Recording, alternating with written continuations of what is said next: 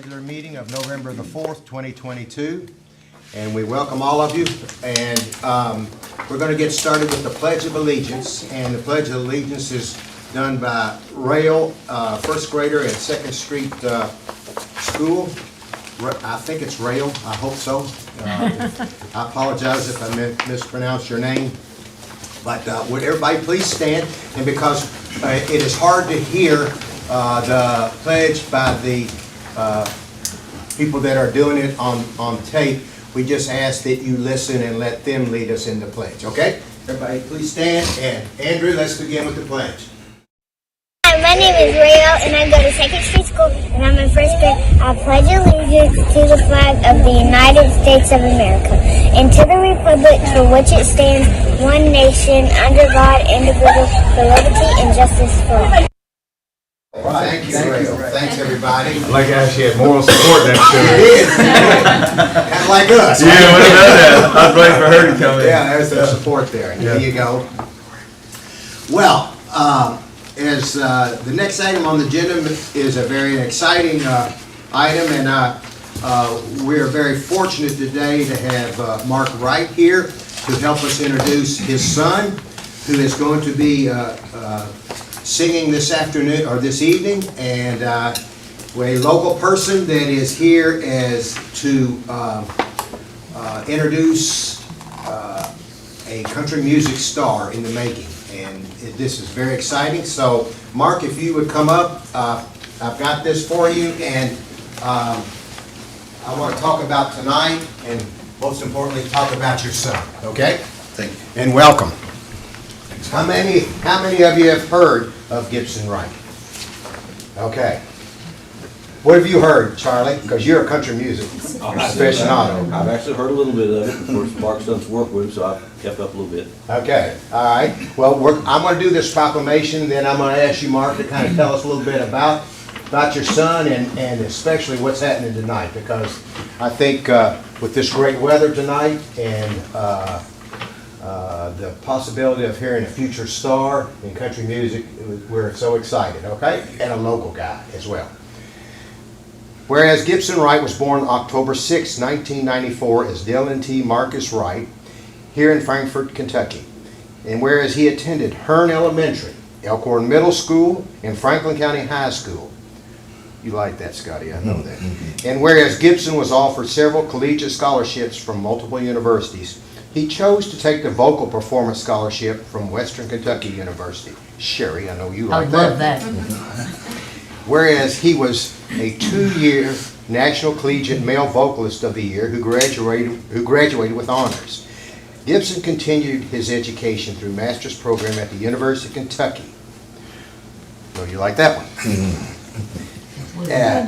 And whereas he has performed in Spain, Canada, Mexico, and all over the United States. And whereas Gibson has been working on his first album in Nashville, Tennessee since 2020.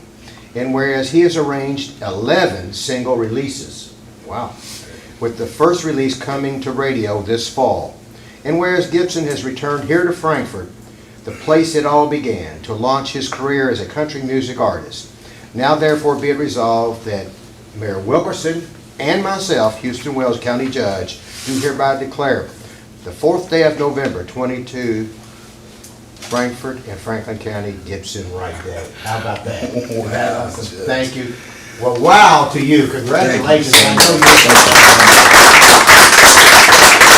like for you to have this, Okay. as I thank all of you. You're a product of my son. We're going to put on a show for you this evening. One of the things that he wanted to do, Gibson asked me, Dad, can you do this for me? I want to give back to the people that helped me get here. So his first actual show is going to be tonight in front of the old Capitol at 7 o'clock.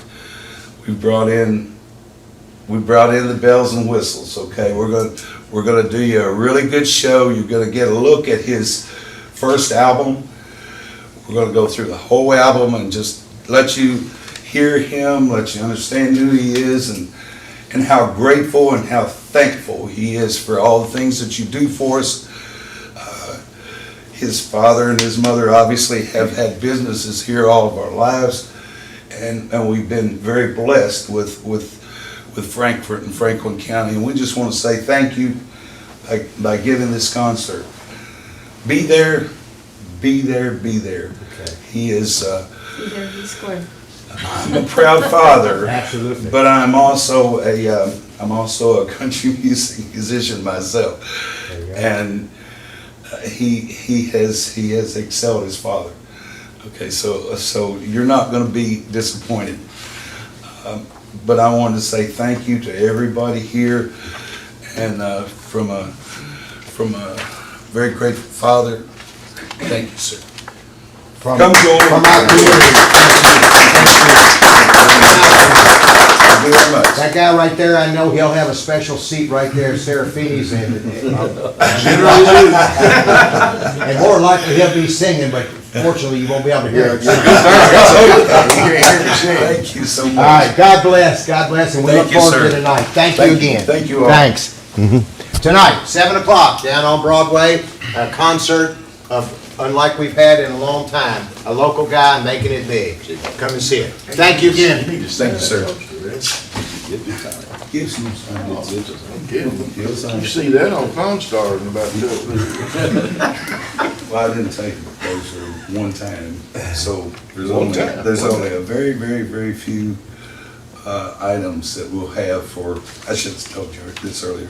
We'll have Go ahead and say it out loud because people, Wanna hear it. shirts, and what we have for merchandise to be sold this evening is only going to be done one time. We have a limited amount because we wanted to give something, obviously something special to you guys.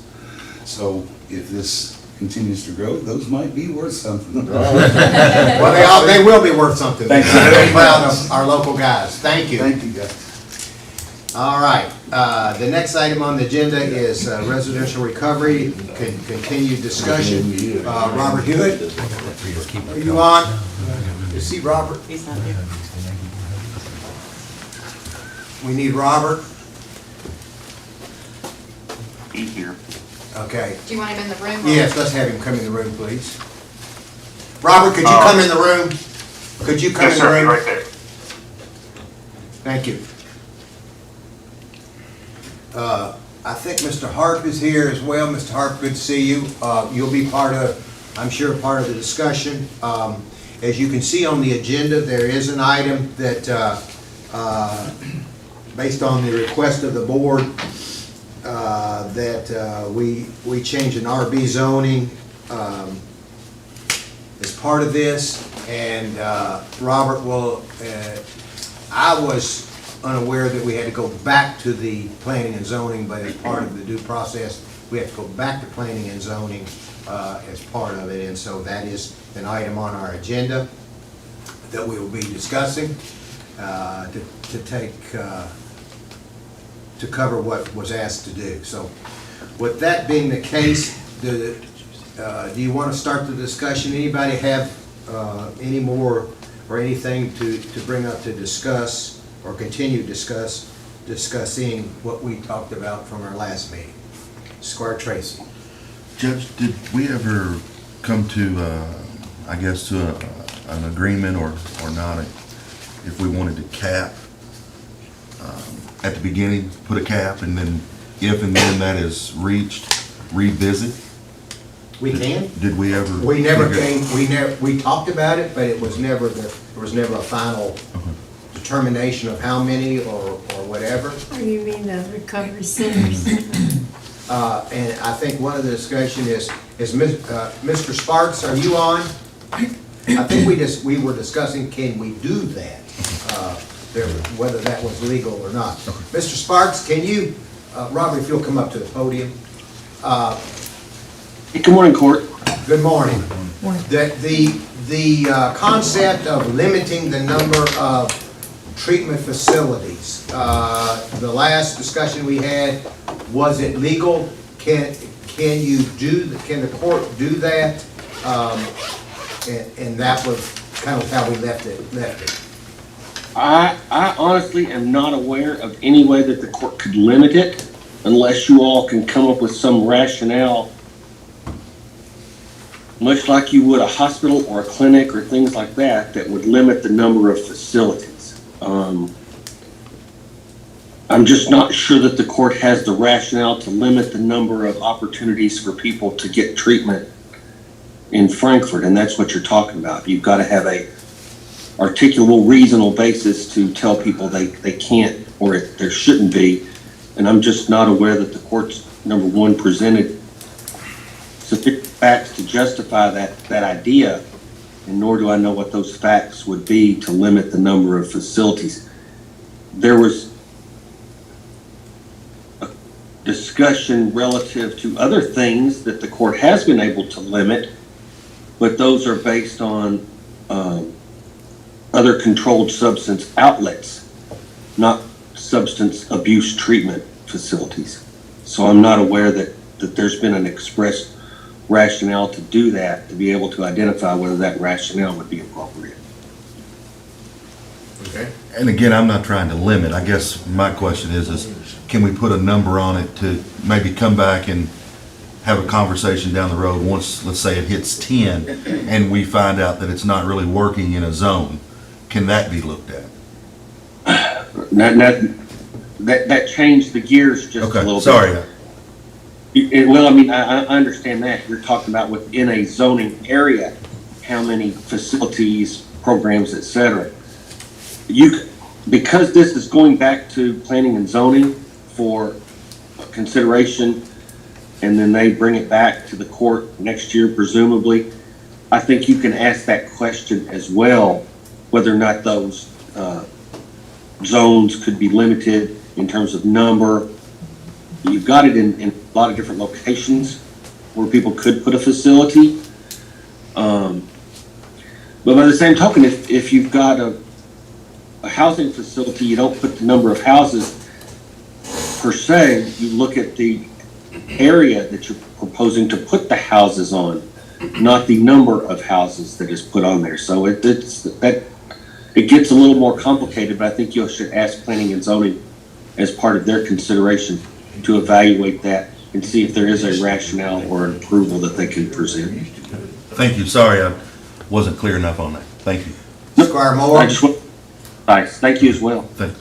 Yeah, I understand that the Deatons are housing people out on Harvey Land Road, and I think they received a cease and desist letter, but they're still doing it. And they sent a letter, the lawyer sent a letter to Robert.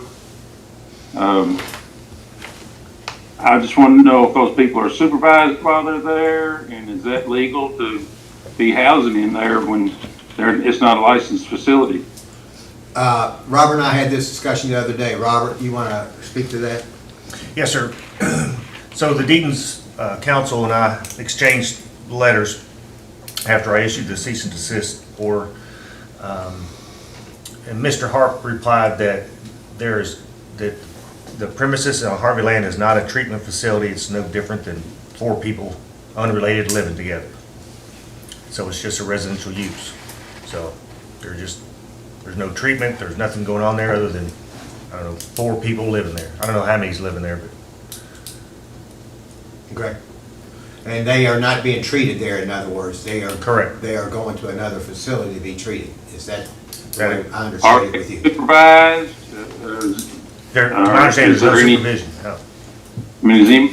I mean, they're the only ones that know who these people are, know anything about it, or who they are, or anything. So, are they paying rent? It doesn't make sense to me. Okay. Go ahead, Scott. Well, I think there's probably some issues that you and Robert may need to talk about, Lambert, and we'll, Robert, if you would, get a hold of Lambert and talk with him about, as you've gone through this, what caused you to make your decisions one way or the other, okay? Yes, sir. All right, Squire Tracy? Robert, just circling back to what Squire Moore asked or said, has there been an application turned in for the premises where these individuals are living? No. So there's nothing connected, it's Correct. Okay. And since we do not do rental inspections, there's no reason for my inspectors to go to the property. Okay.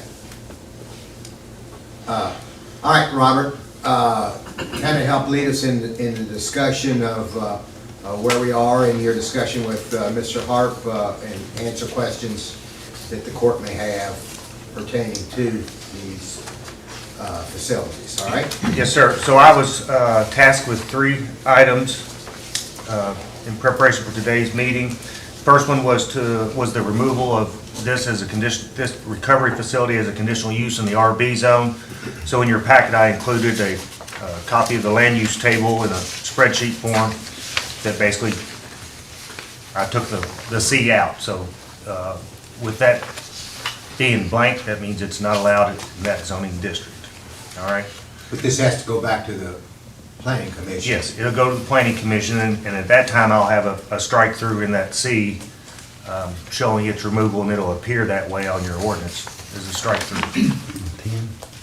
Otherwise, all the other zones remained as they were originally adopted. The second task was to revise the definition. So also in your packet, under Code 155.010, at the bottom, under residential recovery facility, I further defined more or less what it is not. And I think that was the concern of members of the court that, hey, could it be this, could it be that? So I went through the National Standard Industrial Classification System. So I identified correctional facilities, mental health facilities and things that, also other facilities identified in KRS to ensure that there's not a confusion in the future or future administration or future court, and that the use is only specific to a residential drug treatment facility. Because in my research, I found out that there are private companies that the Department of Correction hires to house inmates. So I wanted to, that was a shock to me. So I made sure I put that in there as well. And so I hope that I achieved the task on that revised definition. So, and I think it's great that we've got this in here. I mean, I support this definition amendment. It's helpful to, the administration. I think it'll help, for years to come to say, this is not what this is. You can't blend it, all right? So, and then the third task was provide a list of the regulatory agencies. And so I've done that in terms of what agencies are involved in this type of facility.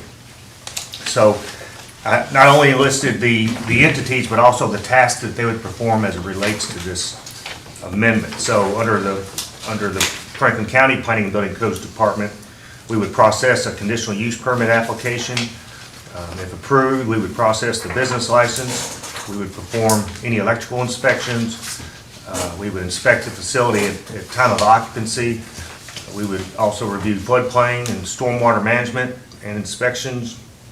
We would also conduct building inspections and issue a certificate of occupancy. And in that bullet, it says 15 persons or less. When I did some research in the Kentucky Residential Code, that number actually drops down to 5 persons, and that's in Code Section 310.5.1, care facilities within a dwelling is the title of that. So under our local jurisdiction, it would not be 15, it would need to go down to 5. So above 5, would that be the State Department of Housing? Yes, that's correct. So change 15 to 5? Yes, sir. Okay. Next would be the Franklin County Fire Department. As required in your currently adopted ordinance, they would prepare a pre-plan, which would require an inspection of the facility, and that would be kept on file at the Franklin County Fire Department. Franklin County Sheriff's Office would assist with any conflict management at the facility. Franklin County Health Department would assess the new or an existing wastewater system based on the change of use and the proposed occupant load. All right, that would be standard. We do that as part of the conditional use permit process as well. City of Frankfort Sewer Department, since the city does provide sewer service out into the county, if a facility is located on their system, we would notify them, request their comment as to the sewer capacity in that area and could they serve the proposed use based on the number of occupants. And then lastly was the Kentucky Department of Housing, Building and Construction. They would also do building inspections and issue certificates of occupancy and amended to 6 persons or more. That department would also do the sprinkler inspection based on if it's more than, I believe, 16 persons, then it has to be sprinkled. So that's all the agencies that would be involved based on my research. Square Muller? Judge Robert, thank you for working on this. I know this is an important thing here in Franklin County. Question, and I believe Squire Sebastian has brought this up as far as water pressure and stuff. I don't see any, they're not on the list. You know, I think some of the concerns, and Squire Moore too, was, you know, what if a facility goes in and then down the road the people suffer because there's not enough water pressure? Is that something that could be maybe added to this list? Yes, sir, I'm noting that right now, and I apologize for that oversight. So that would include all rural water districts in the county, as well as the Frankfort Plant Board. So I will add that, and that will be amended into what I present to the Planning Commission and subsequently back to the court. Thank you. Yes, sir. Once again, it goes back to an ability to serve. If the district's unable to serve them, then, you know, then that's a major criteria in the conditional use permit review. That would ultimately be covered via the fire chief too, because if you couldn't get fire protection, if there wasn't enough water for fire protection, you obviously wouldn't have enough water for residential use. Is that correct? Well, Would that not be the, you know, the fire department has other means. They have tanker trucks. They also can draft out of a pond, things of that nature. So they have other means in which either there's not enough pressure or flow or none or no water at all. So, but that mostly goes back to the requirement on the sprinkler system. If the state requires a sprinkler system based on the occupant load and the water district or water supplier can't provide it, then the state will not approve it at their level. yeah, well, So- yes, that's what I believe too. Yes. Yeah. So that's why the number of 5 or less or 6 or more becomes important. Any other questions, Squire Sebastian? I do. In this document that was provided to the court, it says more than half of the available living quarters, and then in parentheses it says e.g. beds. So what if a facility started out with 16 beds, 20 beds, let's make a number up, 20 beds, and then decided to add more beds? So then the facility goes up to 24 beds, I'm making up a number.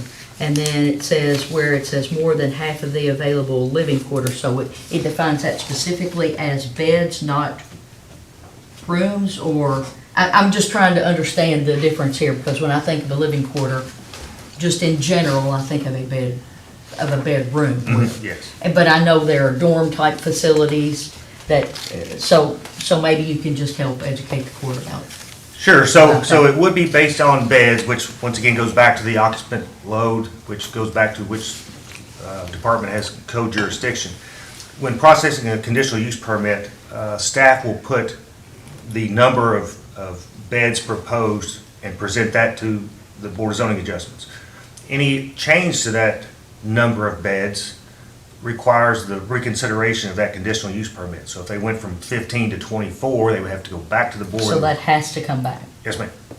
And, you know, much like even if, let's say, they change the name of their LLC, they have to go back to the board and explain why. You know, if they transfer the business, has to go back to the board. The conditional use permits are very, very specific. And if any change of it can, you know, actually void the permit.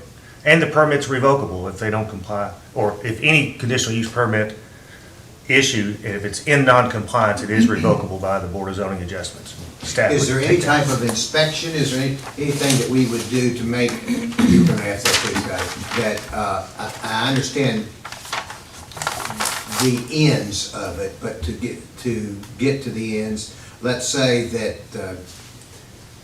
you are on the street, and you know how Frankfurt's small enough, and somebody comes up to you and says, well, there's this facility out there, and I heard that it was set for 16, and I know that they got 22 out there or whatever. So does that constitute you or precipitate you to go out there to make a visit, Yes. on-site visit? Yes, it does. If a conditional use permit is issued, my staff has the authority to inspect the facility to ensure compliance. Okay. Because once again, it's very specific, the permit's very specific. And you're saying at any time, just to kind of piggyback off of what the judge said, so anytime it doesn't have to be an announced visit or? No, it doesn't. No. As a courtesy, I would notify the owners and say, hey, here's what I've heard. You want to meet me out there? We'll discuss it, show me around. But it's, it's a compliance issue. And so once again, if they're out of compliance, I'll give them an opportunity to correct it. But if they say, no, this is what we want to do, then back to the board they go. And I would ask them to cease the non-compliance until they obtain a, reconsideration by the Board of Zoning Adjustment. Once again, that permit is very specific. It clearly states out all the conditions they have to comply with as part of that issuance, and then it becomes part of the public record at the Board of Zoning Adjustments as well. Because we issue a separate placard that says conditional use permit with its own unique number specific to the owner, and we list all the conditions. He's on the board. So, yes, Yeah. you're on the Board of Zoning Adjustments. You're familiar with that. Oh, and I don't mean to bring this up to lengthen this discussion, but I do think it needs to be brought up and talked about for the future, where or if, and that is site distance from one building to another, location. You know what I'm talking about, what are your thoughts on that? Because that has definitely been brought up from the beginning, on corner to corner of one building, at plus buffer. Well, once again, I still don't have a recommendation to the court on that. It would, I'll say it again, it'd be an arbitrary number that I would throw out. Okay. And, I'm not asking you to do that, so. Yes, but, once again, with conditional use permits, they are site-specific.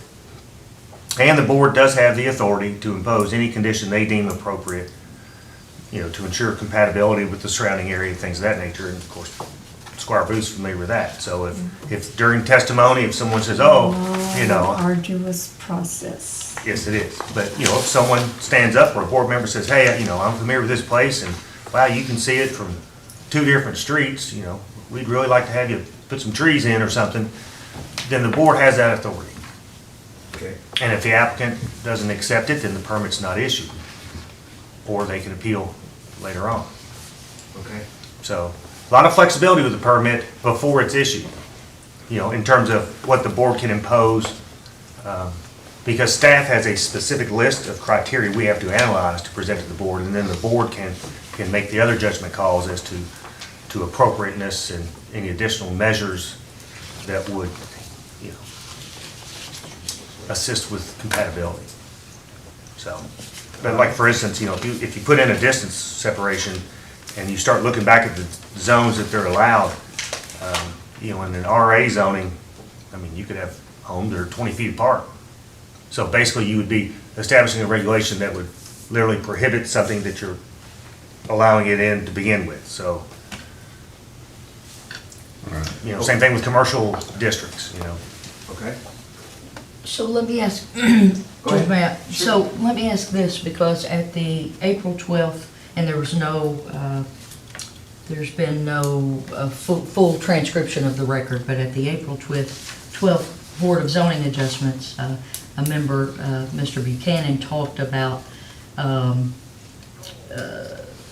he said, you're talking about a piece of property where 2 residences, you're going to allow 55 people to live there. That's a drastic change. I have a problem with saying that this is affect the character. This does affect the character present in the area, doesn't fit harmoniously. And he mentioned, it doesn't matter if you're quilting or you're beekeeping or you're doing other things. And he said, he even made a statement, said that it seems like the rural residential zoning district is a catch-all for everything, and that's just the way the fiscal court has allowed it to become. So with a statement like that, how do we address an issue that the Board of Zoning Adjustments stated in a meeting? How do we, since you said I can't come up with a benchmark, and I'll use that term, you didn't use the term.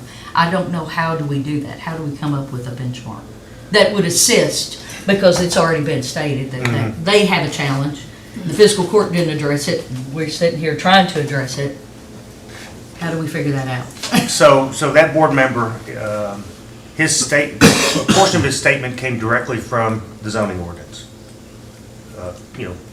Fit harmoniously within the character of the area. Absolutely. And so the court has adopted that provision in the conditional use permit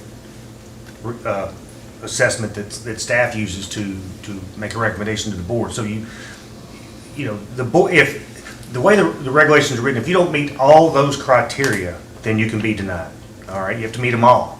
So if the majority of the board in that case agreed with that board member that it doesn't fit harmoniously, and they all voted that way, then it wouldn't be approved. So once again, it's site specific, and that's why that criteria seems sort of broad.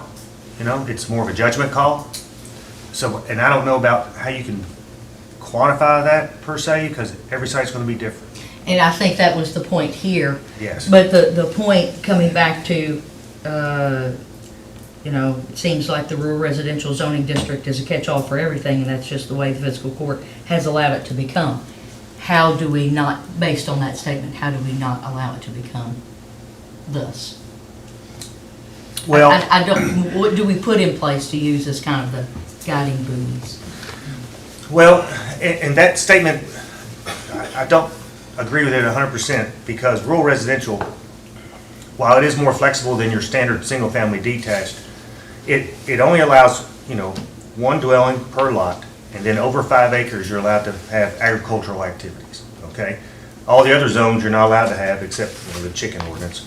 But otherwise, in my opinion, the agricultural district is more of the catch-all, because it allows campgrounds and storage buildings and all kinds of stuff, which you wouldn't necessarily associate with agriculture.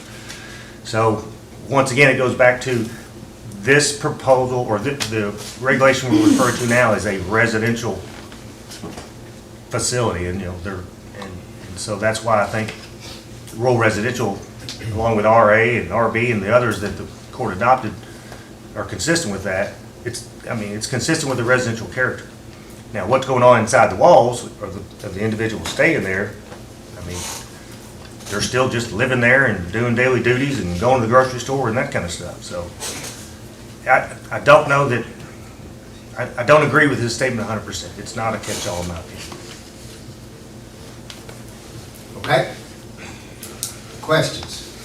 So we also talked about, and I think we talked about some other areas, but I think we all agree, or I guess the majority of the court discussed the RB, where there are other areas, and I think Squire Moore had mentioned a couple of areas. I'm just going to ask that question. Thank you again. Squire Moore, did you hear that question from Squire Sebastian? Yeah, if we get RB out, that'll be a step in the right direction. Okay. All right, any other discussion? Squire Blackburn. Robert, I just want to thank you for the work you did on the definition and clarifying that. I think that takes away a lot of questions that folks have. Mm-hmm. And also on the regulatory agencies, a lot of this happens before, some of it during the time of occupancy, and then some of it after, during the flow up. So I Yes. think you've helped us cover a whole lot of bases, and I appreciate it. Thank you. I'm pleased with the definition as well. Wish I'd done it on the front end, but I appreciate the court. Well, there's a lot of Bringing that up. questions that, I mean, and there's probably still gonna come things up that Oh, yeah. we missed. We know that. But I feel Right. like we've done a really good job. I do And too. I think you've done a lot of research on this. I know you have. Yes. And I appreciate it. Thank you. Are there any other questions? Okay, Robert, you'll be back on in just a few minutes. Probably the best thing if you just wait and we'll get to you. You got two or three, one is this item on RV. Yes. And then you got a couple more, so we'll just wait till we get to that point in the hearing, okay? All right, thank you. Thank you for the presentation. Okay, the next item on the agenda is authorization to approve, for approval of minutes from a regular meeting of October the 13th. Any questions on that? The next item on the agenda is authorization approval of minutes from our special meeting of October the 27th. Any questions on that? The next item on the agenda is authorization for approval of the county clerk's claim for preparing tax bills. Mr. Hancock, is he here? Okay. Any questions on the? Yeah, he's a little busy, yeah. Any questions about the tax bills? All right, you got a question on that? Are you gonna have a statement on that? Chris, you wanna go on into the tax bill since that's pretty smooth transition? Sure. Morning. Good morning. I have this year's tax roll for property, and it's up just a little over 2 million from last year, so that's good news. Chris, because we're on TV and for the general public, your hours of operation, and if you would kind of give just for people that don't know, where the sheriff's office is and how do city residents pay their taxes, if you kind of go over that, just FYI for everybody. Yeah, we're open 8 to 4:30, Monday through Friday. You can pay in person or use our drop box, and we take cash, check, and credit card. Okay. Of course, you pay your city tax bill the same way, but you go to City Hall. Okay. And we're at 974 River Bend Road. All right, and the 2% discount is valid from X till Till the end of the month. So through these, the end of the month. right, so December 1st, you'll be at face value. Okay. And we've already, I think, collected close to 3 million in the first 3 days, so it's going good. We Awesome. appreciate people paying. Awesome. Okay, any questions on tax bills? Any questions on that? Sheriff, thank you, and most of all, thank your staff, because I know this time of year, your staff is really busy.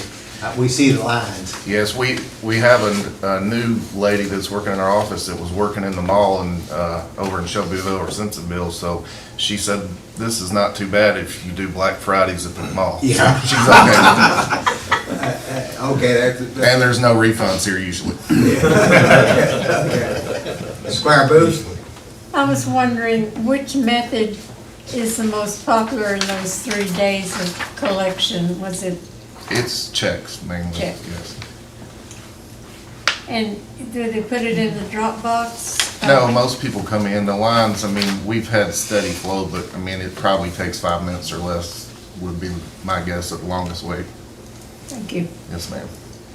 All right, any other questions?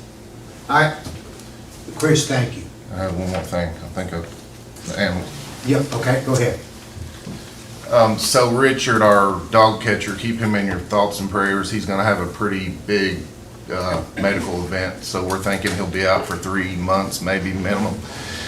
And we got with our constable, Richard Sandifer, and he's willing to do the animal control part-time, so I think that'll be good. He can step in and do it. He's done it before, he knows what to do, so that way the calls are covered. The county attorney has recommended that he take some type of animal control training. I did take some training online that is free, and I can send that information to you if you want to pass along to Sure. Constable Sanford. And we'll take the calls that we can. Deputies just aren't equipped to do some things like, bites, hurt animals, et cetera. So we'll just use him as needed, and that's when he'll be compensated. Go ahead, Squire Muller. Squire Booth is first. I'm sorry. Oh. I'm sorry. His, Richard's, I'm not Richard, His wife, Mary? Yeah, his wife Mary has been taking part of his duties, right? Yeah, she's actually part-time and, you know, your hours are limited, so it's my understanding she does not have very many hours left for this whole year, so I don't know how many of the county calls she'll be able to take. That's a good point, Squire Booth. And that's the reason we're having to go this route, because her hours are so short, because of the amount of time that she's worked. Because when you're part-time, you're limited to 99 hours per month, and she's used quite a bit of her hours over that for the remainder of the year. I see. Yeah. Okay. Squire? Sheriff, thank you for being here. So, question, so it says that your office is gonna be taking over the calls and using that accordingly. So where do the calls go now? How does it work now compared to what we're proposing? It's really not any different other than Richard works set hours every week, his 40 hours or 37 and a half, so he's out. Dispatch radios him like they would a deputy, because they know when he comes out, he calls that he's working. So they'll just send us the calls, and if we feel like we need an animal control officer, then they'll call him out. That's how it's gonna work. Okay, thank you. Well, Miller, what the difference there is with Mr. Page as animal control officer, he serves under the pleasure of the sheriff as it stands. Mr. Page is a constitutional officer on it, or Mr. Sanford is a constitutional officer on his own. So you can't have two constitutional officers in this fashion working under each other. So he would be the animal control officer and be dispatched, much like the sheriff would be dispatched. Okay. By the train, Fred mentioned this, because he will stand on his own as an animal control officer. Okay, thank you. Okay. Questions? And we have a lot of trust and faith in Mr. Sanford. He does so much work in the community and with the kids, and helps you, and does other type of work, helps community, churches, and all kinds of gatherings. So Richard is a very trusted, reliable constable in this, helping our community, right? I Right, agree. Sheriff? You're right, I think this will be easy, you know, little transition, he can step in and do it when we need him, and I think it'll be good for everybody. Okay. This may end up requiring a bit of change in some transfer of money, because Mr. Page does have sick time, and so it will require some budget transfers probably. Okay? Any other questions? I know Richard Sandifer was, regularly patrolled the traffic in front of the Second Street School. But the Tiger Project, I read in one dispatch from Chuck Knowles that that was, traffic could not be stopped on Second Street. I'm confused about that. Or is he still doing that? As far as I know, he's still there. I know they changed the traffic pattern, how you can go in. They've done some things different, but I've not been down there. So the only news I get is from my wife, because she works there. Uh-huh. So, And he's still doing. but as far as I know, he still does there, and then in front of Franklin County High School. Yeah, he's still down there. And he would not be doing any of this service while this wouldn't take away from that role as protecting kids in that area. All right. Thank you. Thank you again. All right, the next item on the agenda is an update. Jeffrey Sizemore was sworn in. He was unopposed, and he was sworn in as a constable the other day. It's just an FYI. He wanted to go to school, and by swearing him in early, it would allow him to go get in the queue to go to school at a reduced rate. And that's what, that was good for him. good for us to get as many constables as we can, get trained to the best that we can for them. The next item on the agenda is the first reading of what? So are the constables under the fiscal court or under sheriff's department? They're standalone. Standalone. Constitutional office. They're sworn officers. Okay. They're constitutional But officers. the fiscal court does have ordinances related to what they can and can't do. So there's a policy for the emergency equipment that the fiscal court has to approve every year. So Constable Sanford comes in usually in December to request use of his emergency equipment for the next calendar year, and there are stipulations set on that policy on what they have to do to meet that criteria. And that criteria is always evaluated by the county attorney before it comes to the agenda.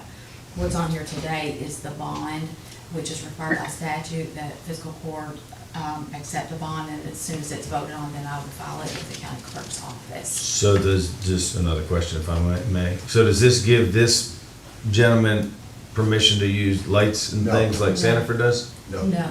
He has to come back, he has to have proof of insurance, he has to have liability insurance, he has to have this.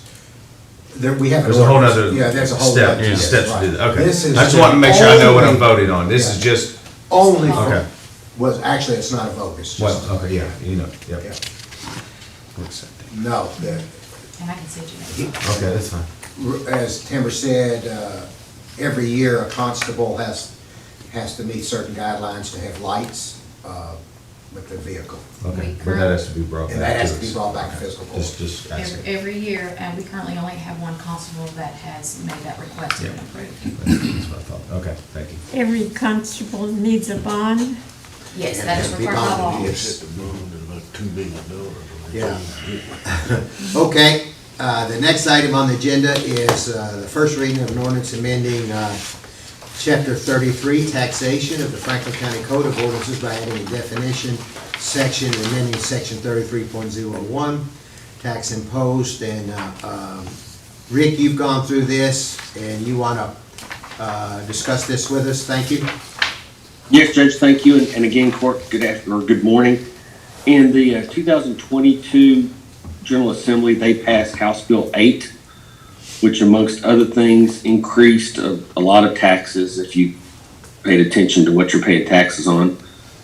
Specifically, it involved and I'll quote on it, to include the use of every occupancy, suite, room, cabins, lodges, campsites, accommodations, et cetera, charged by any hotel, motel, et cetera. It's defined as the rent portion.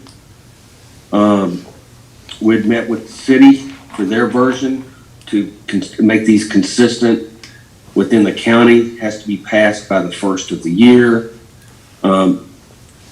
Ms. Harrod put the substitutions in there, and I think these need to be done ASAP, given the requirements of House Bill 8. And that's what we've done and made the inclusions on the tax imposed to make sure that the county can collect these taxes and make sure that the Grand Theater taxes are still protected, just like they are. And I would ask you to give first consideration and pass it by the first year.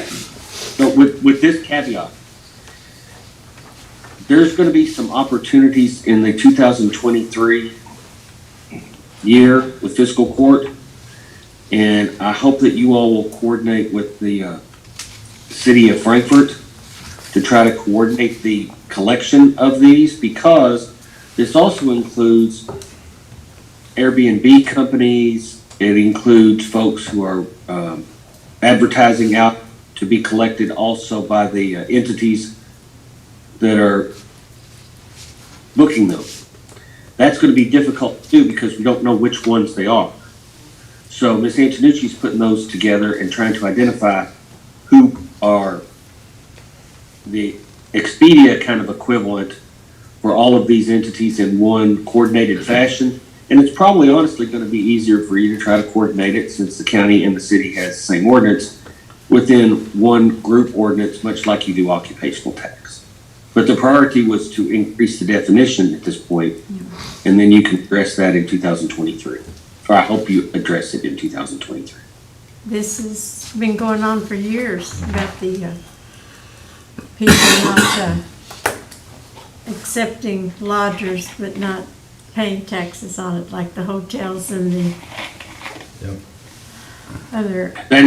That is exactly correct, ma'am, and I think the General Assembly recognized that problem, and that's why they included the expanded definition as we put in on the rent portion on the very top. Okay. Good idea.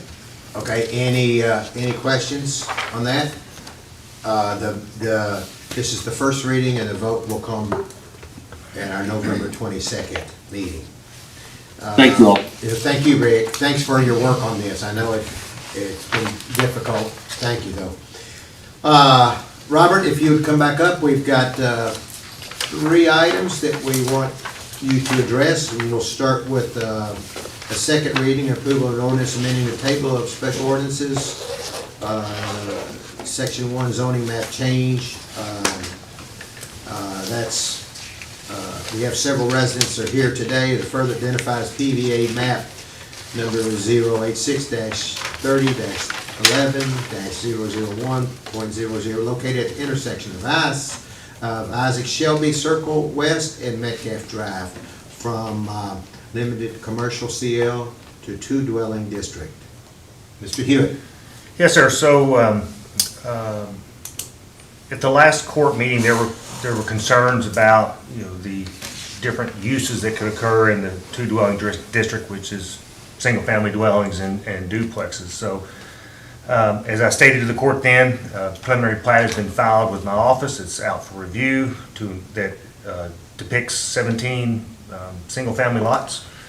That has to go back to the Planning Commission for their final consideration and approval. So, it's a down zoning, and it provides us a better transition from the residential to commercial. Otherwise, Governor's Place could be looking at commercial buildings in front of their houses. So, single family lots, it can be comparable lot sizes based on the, as I mentioned before, density that the RD provides. So you can get a footprint similar to those in Governor's Place. And I recommended approval. Squire Blackburn, do you have a question? Well, I agree with Robert. I think it's something that I don't think was addressed in the plan when it was developed, having commercial businesses facing residential houses on the same street. I think this creates a good buffer. I did have some concerns, and in between the first reading and now, I've talked to the residents, and I think a lot of those concerns have been alleviated one way or the other, so I don't have any more concerns. Just with drainage, we want to make sure that we cover that drainage. Definitely. Squire Muller? Thank you, Judge. So, Robert, a couple things. So, it's my understanding that this will not be part of the Governor's Place. It's its own. Well, I have, in terms of its relationship or not to their restrictions, I have not completed that research right now. So I'm sorry I don't have that answer. That's okay. Is there any type of, because to me, Governor's Place is a very nice neighborhood. The homes are very nice. Is there any kind of restrictions or anything as far as how these homes need to be constructed or what they look like in comparison to roads right across the street?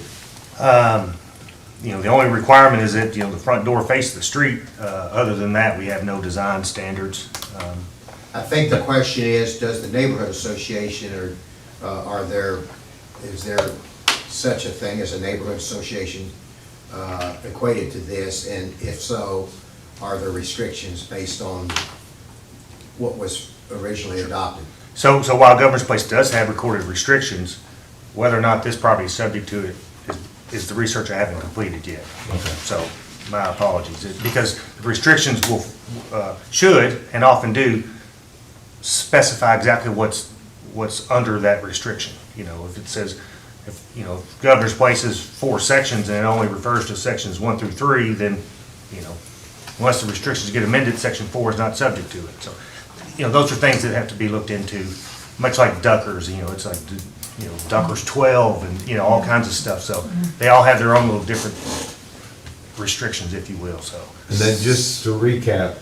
Go ahead. Thank you. Just to recap, piggybacking on Squire Blackburn, so the water is a huge issue, Slickaway Branch, but you did state, I think in our special meeting, that there's a project going on right now to try to figure out Governor's Place in a whole as far as how that's being taken care of. Is that correct? That is correct, yeah, there are drainage issues in Governor's Place, you know, prior to any development going on out there, and so that's something the county works on, or goes out to look at every year. I know there's a lot of culverts that get washed out. You know, since that collection system is within the right of way, you know, that's a subdivision I think that the county needs to look at a capital improvement project to try to do some remedial measures to help, you know, reduce the damage that those flood events or those heavy rain events cause, because you know, in terms of emergency management, you don't want a culvert washing out and you can't get to someone's home. And so we need to look at it once again in a watershed basis, but, you know, there's no detention component in that subdivision, so we need to work on something to help reduce those larger events and the damage they cause. Okay, thank you. Yes. Robert, we do have our county engineer working on some retention basins, and as part of the projects that we're looking at in helping the residents out there now, correct? That is correct. So every development within the Slickaway Branch watershed is required to provide an additional 25% storage capacity. The Planning Commission's granted me that authority, and we impose it. Above what's normally prescribed. Above the standard, yes. We tell the developers on the front end that you're in this watershed and this is the requirement. Squire Tracy? Robert, I know in our road committee meetings, drainage culverts have been discussed for Governor's Place, and some have actually been put in. So with this new development, will that be put on hold? If this passes, will that be put on hold until you see what type of effect that this could potentially have on the lower end? No, you talking about the county doing more work on the culverts? No, we wouldn't put a hold on that at all. This development is providing stormwater calculations to the county engineer as part of the plat process, because this property, if approved, would drain into the collection system, you know, that currently, you know, goes down Isaac Shelby and then off to the east as well. So we would have those numbers plugged in, and so once again, it needs to be a holistic analysis of where the water is breaking, because not all the water in Governor's Place goes to the same place. You know, it kind of splits when it gets to the back. Right. So, Okay. but no, we won't stop anything the county's doing. Okay, but knowing that, additional water on top of the problem that already occurs, how's that going to be resolved? Well, a lot of that, I think, comes from the Leestown Road widening and how they directly discharged, you know, into that area, because everything heads to the north. So I've got a copy of those construction plans, so we can look at that. We can meet with the state, see if there's some kind of things we can do to their outfalls. You know, the Isaac Shelby West drainage system is enormous. I mean, it's so deep and so large in those culverts, you can almost walk through standing up. Unless there's some upstream detention constructed specific to that leg, it's going to be difficult to do much of anything. Okay. And then not having your information in regards to how this proposed development will affect, or how it's going to intertwine with the HOA or the rules of Governor's Place. How do you see that, or do you see that having any sort of negative effect on what they've been able to accomplish as what I would call a successful neighborhood? No, I don't think it would hinder it at all. A builder, the builder that I've spoken with is looking at a price point similar to what is in Governor's Place, even though the lots are a little bit smaller. They're going to be higher end homes in the over 200,000 range. So I think it'll be a very nice product and something that you don't see in Frankfurt because of being an out-of-town builder. Okay. And then you referenced smaller lots. Knowing that there's going to be 17 homes, or proposed 17 homes on those lots, smaller lots, in your professional opinion, does that or does that not change the characteristics of the rest of the neighborhood? Not necessarily, because the RD designation allows more lot coverage. So you can have a bigger home even though it's a smaller lot. But does having those smaller lots, in your opinion, change the characteristics of the rest of the neighborhood? I do not believe it does. I think it serves as a transition Okay. from the larger lots, then you get into these smaller lots, and then you have commercial. So, and it's a lot better than having apartments or townhomes or anything else, which I think then would change that character. Right. But these are going to be single-family homes constructed, and once again, the RD gives you a larger percentage lot coverage than you can get in an RB. Right. Well, and I think ultimately I see it lowering it from CL to RD would be less intrusive per se in regards to the subdivision. I would agree. So I would hate to live on Metcalf and look out my door and see a tattoo shop or yeah, something.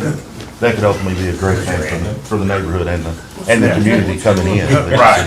Okay. So- And I guess my last question would be, knowing that it's been stated in this report that we have, knowing that it doesn't meet the comprehensive plan, what would be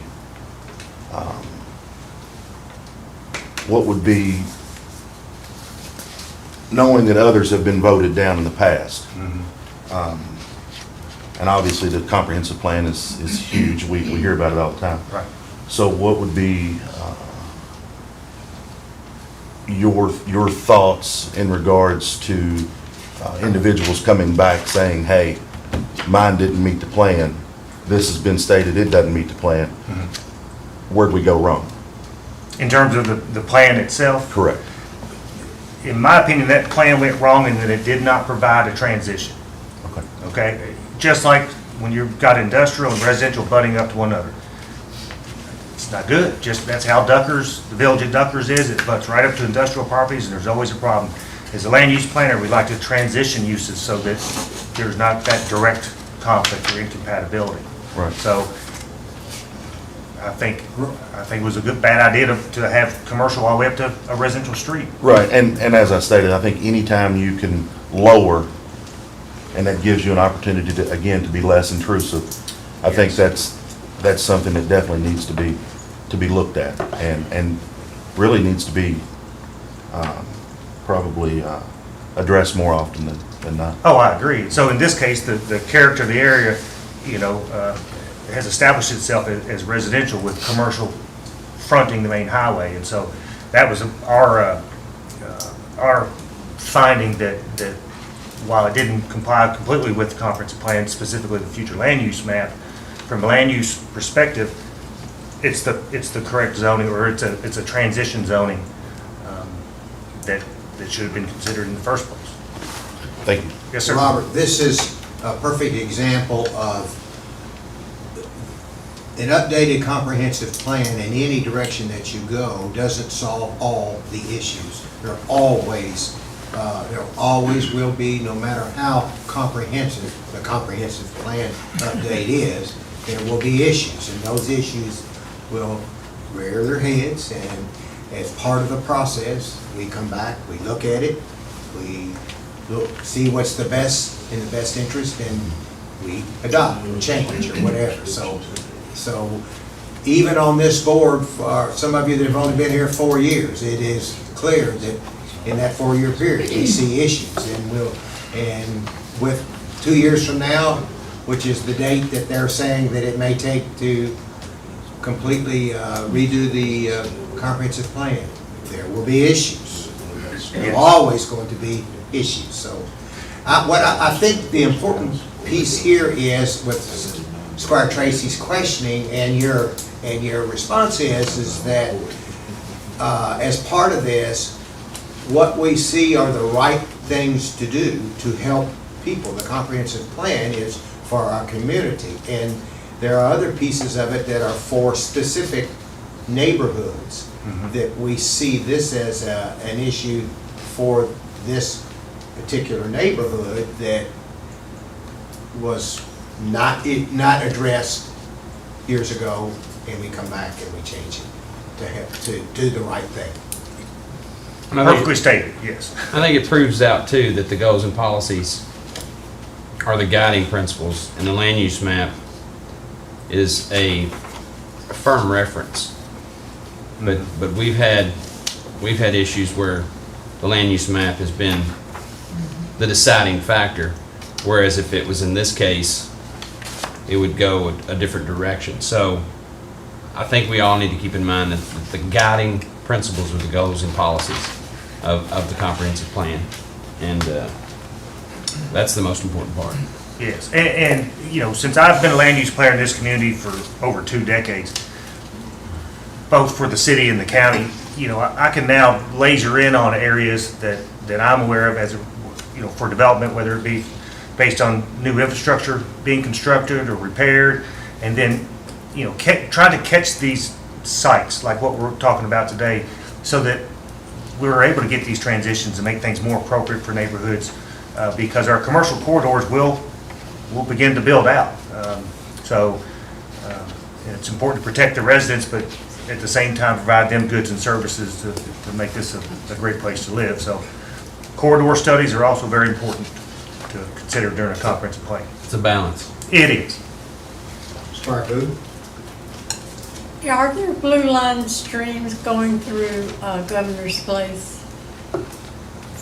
I remember from my first term, there was problems because the blue line streams cannot be obstructed, and some neighbors were obstructing them, so the water amassed in the yards that were adjacent to the obstruction. Yes, now the channel along Isaac Shelby Circle West may have been a blue line at one time. Currently it's not, because it doesn't flow water all the time. There was also an intermittent blue line stream in the now known as Copperleaf development that was fed from a pond up by the road, but that had since been filled in when that property was being developed. So, and then of course 421 changed things as well. You know, so you're breaking up watersheds, you're breaking up flows and redirecting them, and so. So there's no natural stream running through Governor's Place anymore? Not unless it's a subsurface stream, which wouldn't be surprising at all. But not a surface water stream Okay. that I'm aware of. Thank you. All right, any other questions on this particular issue? Okay. All right, Robert, let's go to the next one. All right.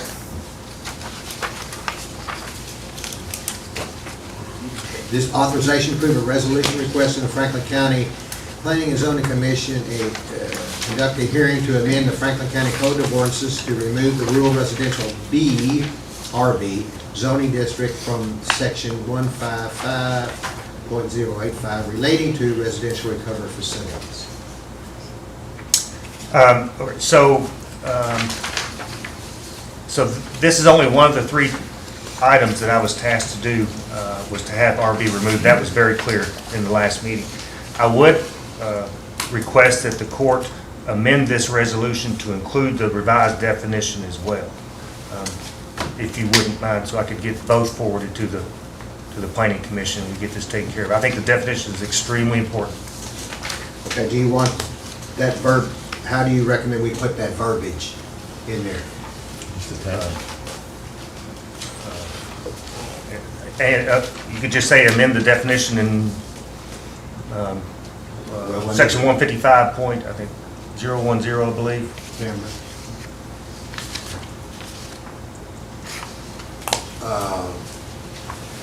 We need to amend the definition, and then we'll need to put all of that in there, I think, right? Well, as part of what they're gonna approve? Yeah, I'll put it in my staff report to the commission, and then that language will come back to you via an ordinance. Okay, so If we everyone's should fine. say that with the amended definition as well being sent to the planning and zoning for review, is that right? That's what I would Okay. suggest, Okay, yes. is that okay with If you all everybody? don't mind. Yes. 155.010. Is that it? I don't have it with me, Yeah. I'm sorry. Okay. Could you amend that when you're finished with your presentation and email it? Be more than happy. Okay, thank you. Okay. Thank you. All right, Robert, let's go to the next one. And that is putting Whispering Pines Drive and White Pine Court into the county road system. Oh, thank goodness. This has been a long time coming. This development originated about 14 years ago, prior to the recession. Infrastructure was installed. Previous developer went bankrupt. The bank took the property back, mothballed it, and then attempts throughout the years to get it up and going again were staggered. So the developer had its construction, acquired all the property from the bank, and has completed all the improvements, brought everything up to the county standards, had everything cambered and tested, reconstructed the roads, repaired the base failures, and within 12 months has built that entire subdivision to capacity. I'm very pleased to have this before you today, and it's a very nice development. It looks very nice out there. Once again, it's a different product than what we have throughout Franklin County because this is an out-of-town developer. I'm pleased with the improvement. John Mitchell has been out to the site as well. He agrees with the acceptance of these improvements into the road system as well as I do. We visited that before. We visited that. Yes. Okay. Squire Blackburn? What about the, I know we've got a lot of unfinished sidewalks, broken curbs, damaged utility boxes, there's trash in some of the stormwater inlets. Are those things that need to be corrected before we adopt this? Is this something, I feel like the developer, that falls in his purview to correct, but if we adopt the road and the curbs are connected to the road and the stormwater drains are connected to that, are we also adopting the stormwater drainage and all that from the road? Yes. It's part of the collection. In the past, as best I can remember, every road that we've adopted, except one because of reasons of COVID, we made a site visit to. I'd like to go have a site visit on this road, and then have maybe some of those things addressed to where we understand who's responsible, and because when those people bought initially, we got a guy there been there 3 years. I'm sure he was assuming these things were going to be taken care of, and I don't want to give the developer an out by us taking it over, and then all the residents of Franklin County have to take care of their issues to get them up to where they need to be. And I feel like it's the developers. Have you had a site visit, Robert? Have you been out there to see? Yes, I have. And if John Mitchell's on, he was just there the other day as well. The only sidewalk sections I'm aware of are the 2 homes that are currently under construction that Mr. Haddix is building, and obviously we don't want those poured yet until the construction's complete. So, John, did you notice any damage? Yeah, just like what I told you when I went out and looked, it was one looked like the gas company may have damaged the sidewalk, but they usually go back and put that in, so that was my only concern. And the 2 unfinished homes, it's the only sidewalk problem I see.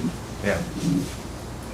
Squire Tracy? And I did relay that information to the developer. Okay. That's it. Robert, who requested this? I know in the past, we've always received a letter from the person that's requesting to be brought in. There's also, I always thought there was, I guess, the road department's report and maybe a fire department report as well. Is that something we're going away from? No, sir. This is going through let me answer the first question. The developer, Paul Haddix of Haddix Construction, sent me an email requesting this be brought in. I apologize for not putting it in your packet, but it's a very short statement. Please, I've completed my improvements and please forward it for adoption. This project is coming through the subdivision development plan regulations, in which my department reviews the construction plans and engineering, and then when it meets county standards, then I present it to the court for adoption, and if adopted, then it becomes John's road. Of course, the fire chief has been out there before. I do involve the county engineer and the road superintendent, and then myself during construction and at stages in which the developer says, hey, I'm ready to do this, or I'm ready to do that. We're on site multiple times. It relates to sidewalk locations in relation to utility conflicts and things of that nature. So this differs from your orphan road process, in which you are required to do a site visit. It is required to have X number of homes. It is required to have so many linear feet. But in this case, a developer could literally construct the road as a provision of development in your regulations and never have a home on the property and get it adopted. So, because developers have two ways of doing it. You can either put up a letter of credit or a bond for all the public improvements, and then I'm allowed to sign your plat that you can record, or the developer at risk can construct all the improvements to county standards, get them adopted, and then they get to file a plat. So either way, it's an administrative process through your subdivision development regulations. Thank you.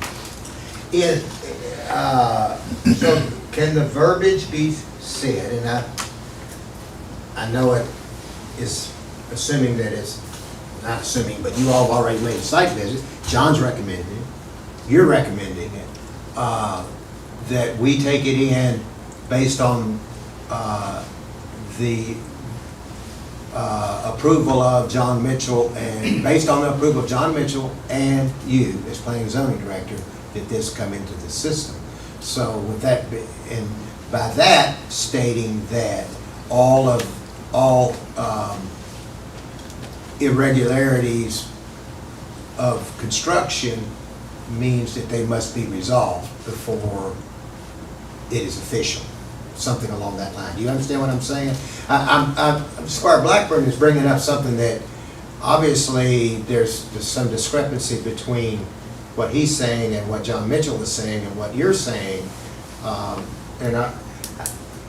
What I don't want to do is get this, unfortunately, from this subdivision caught in the middle of an issue and then it starts snowing, and then you don't get the snow, and then once again they're back into we're not getting our streets scraped and all of that. So obviously they want to get this done before winter time hits, because that is a big issue in these subdivisions. Correct. And also, in the event that the road sign or the street name sign gets knocked over, if it's not a county road, we don't go out there.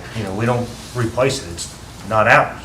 It's not our expense at that time. Now, as it relates to the two sections of sidewalk that aren't constructed as a result of the homes being under construction, if the court would like, I can have them go ahead and pour that sidewalk. I'd rather not. Oh, okay. They'll tear them up. And, yeah, I know. But and that's part. If that's part of the building process, and the developer's going to do that, I don't think anybody has a problem with that. I totally understand that. This gentleman I've worked with him on many projects. And cutting them out and putting a road in and putting your water line and your electric, whatever, your gas, all those things, damage, boring under. Right. It adds to the complicity of it. And that's why I waited till just recently to put the final coat on, final asphalt. But one of the things I had, I've got some residents here tonight, and to be perfectly honest with you, this is in my district. I was embarrassed. I didn't know anything about this until I saw it on the agenda, and like you said, it is different because it's not an abandoned road.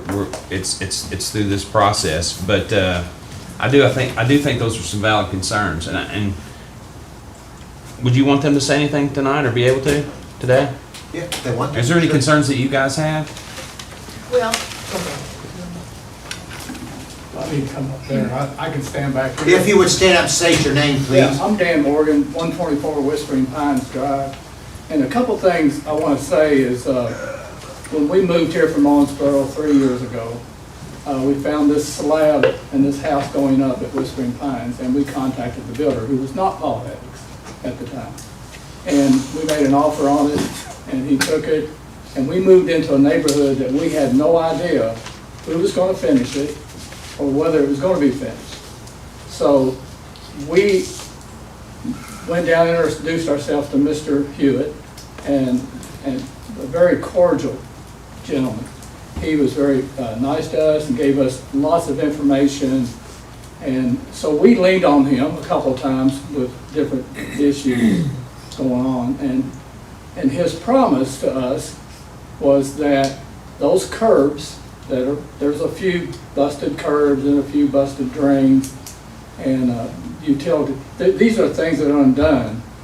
And we asked if those things were going to be finished before the county takes over the subdivision. And the answer was yes. And then when the blacktop came up, about surfacing the blacktop, several residents had concerns about the entrance of their drives being busted. And nobody's going to fix those. And we were sure they would be fixed before the blacktop. It's not been done. And another thing too, 6 properties were not Paul Haddock's. He didn't build them, he never owned them, and we're one of those 6. So there's kind of this little thing going on with, it's us and them, I guess, if you will. I don't know how else to say it, but we are excited about it. We are excited Mr. Haddock has taken this quickly in nearly 3 years, has built this subdivision.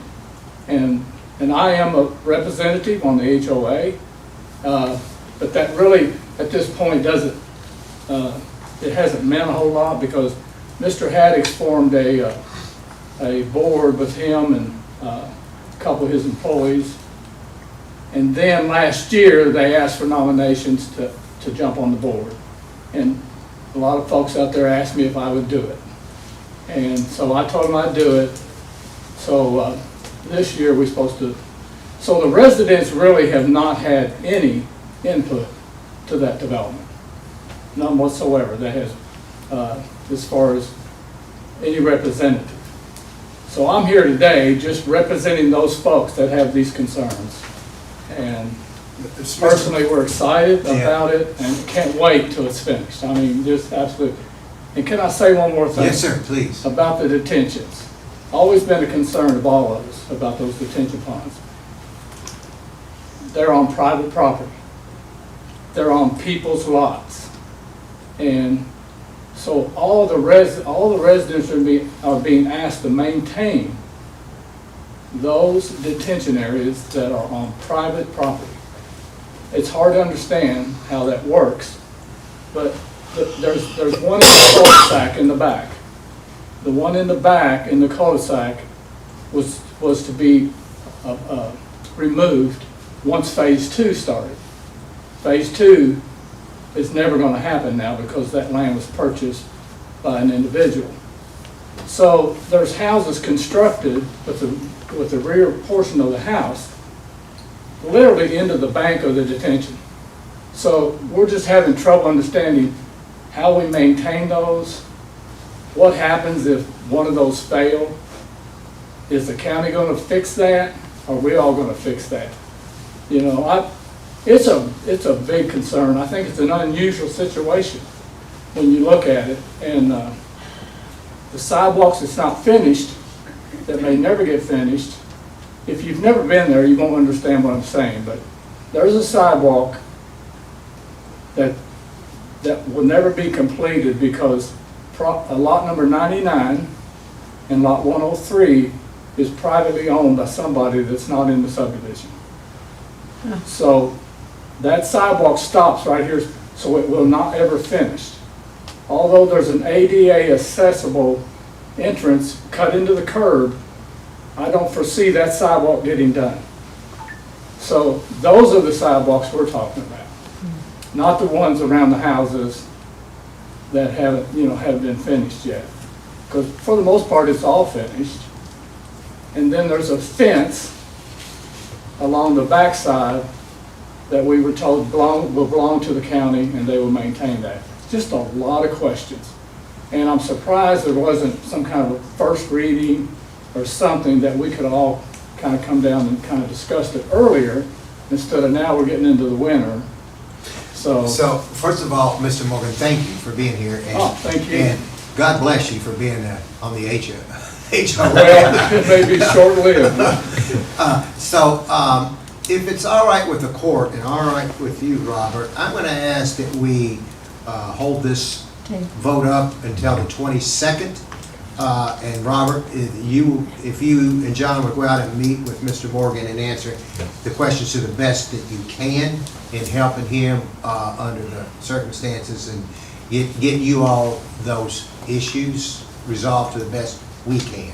Is that fair enough? I think that's fair. We'll do it that way. I appreciate Mr. Hewitt, though. Yeah, He's got a big plate. You're right, he's got so much on his plate,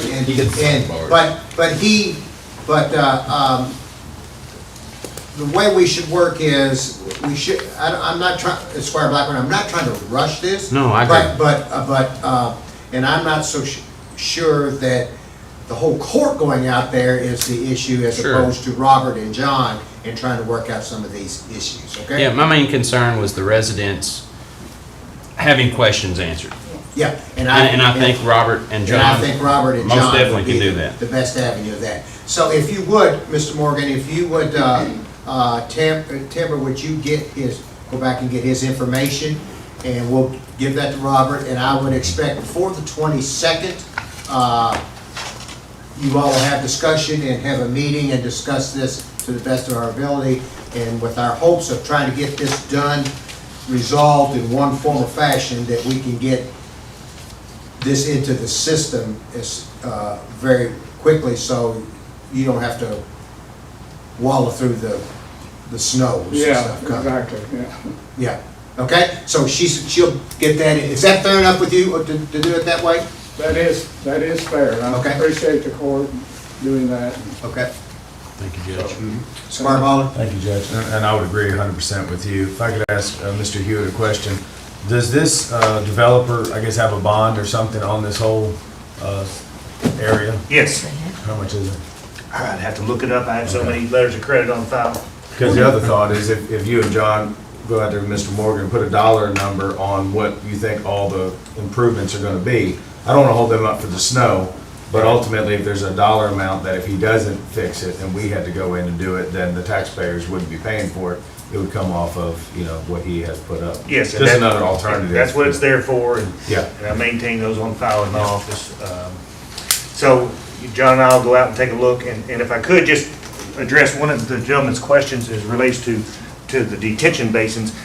Once the court does adopt the improvements, the county is to maintain the detention basin. So, but we ask, we don't want to go out there with a finish mower every week and mow the basins. But if there's obstruction, or if the control structure is damaged, which is concrete, or say the metal grate is stolen off of it or something, the county maintains those things. Trees start growing in it. Yes, and it's because that's part of the county's stormwater collection system.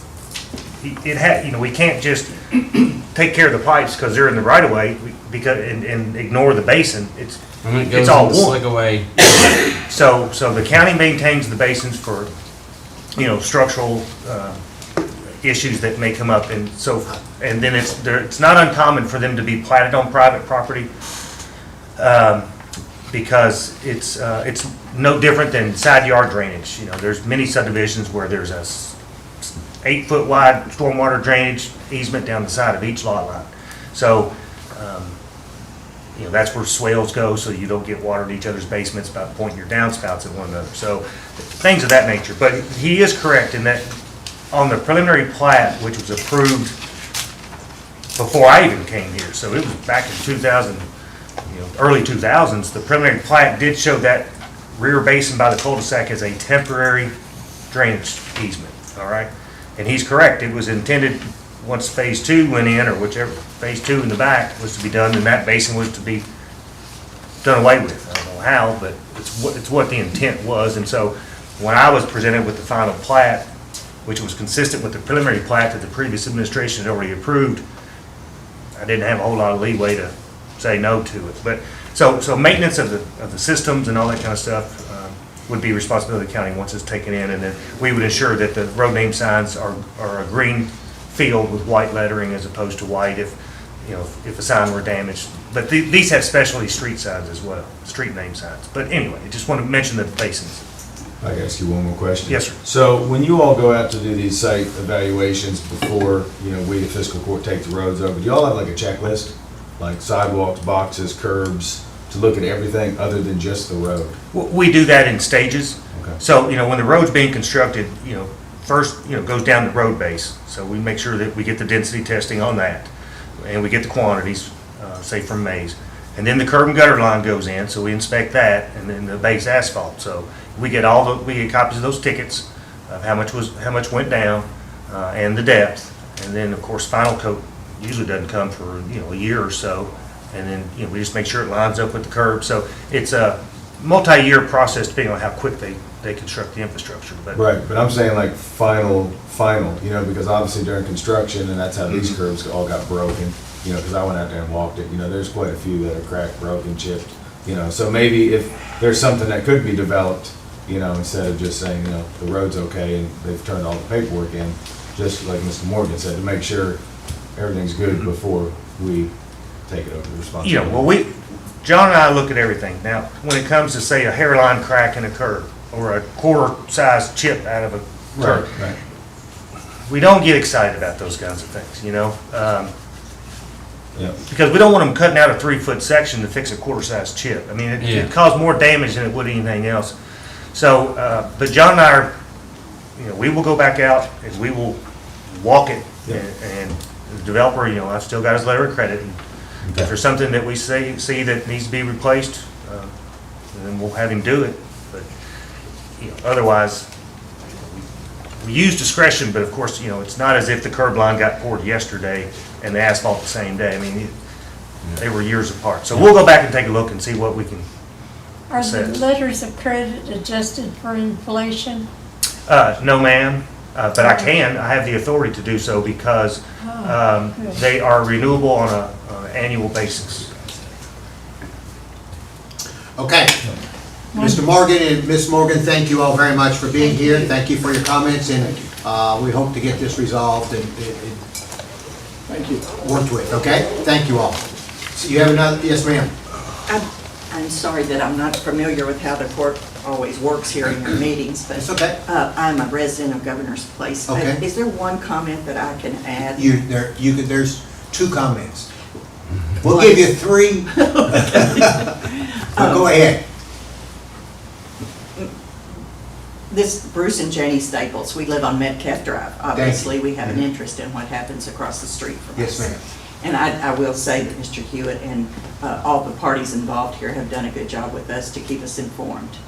But I do want to remind this court, if I could, that we from day one have had no issue with a single-family home being built across the street from us.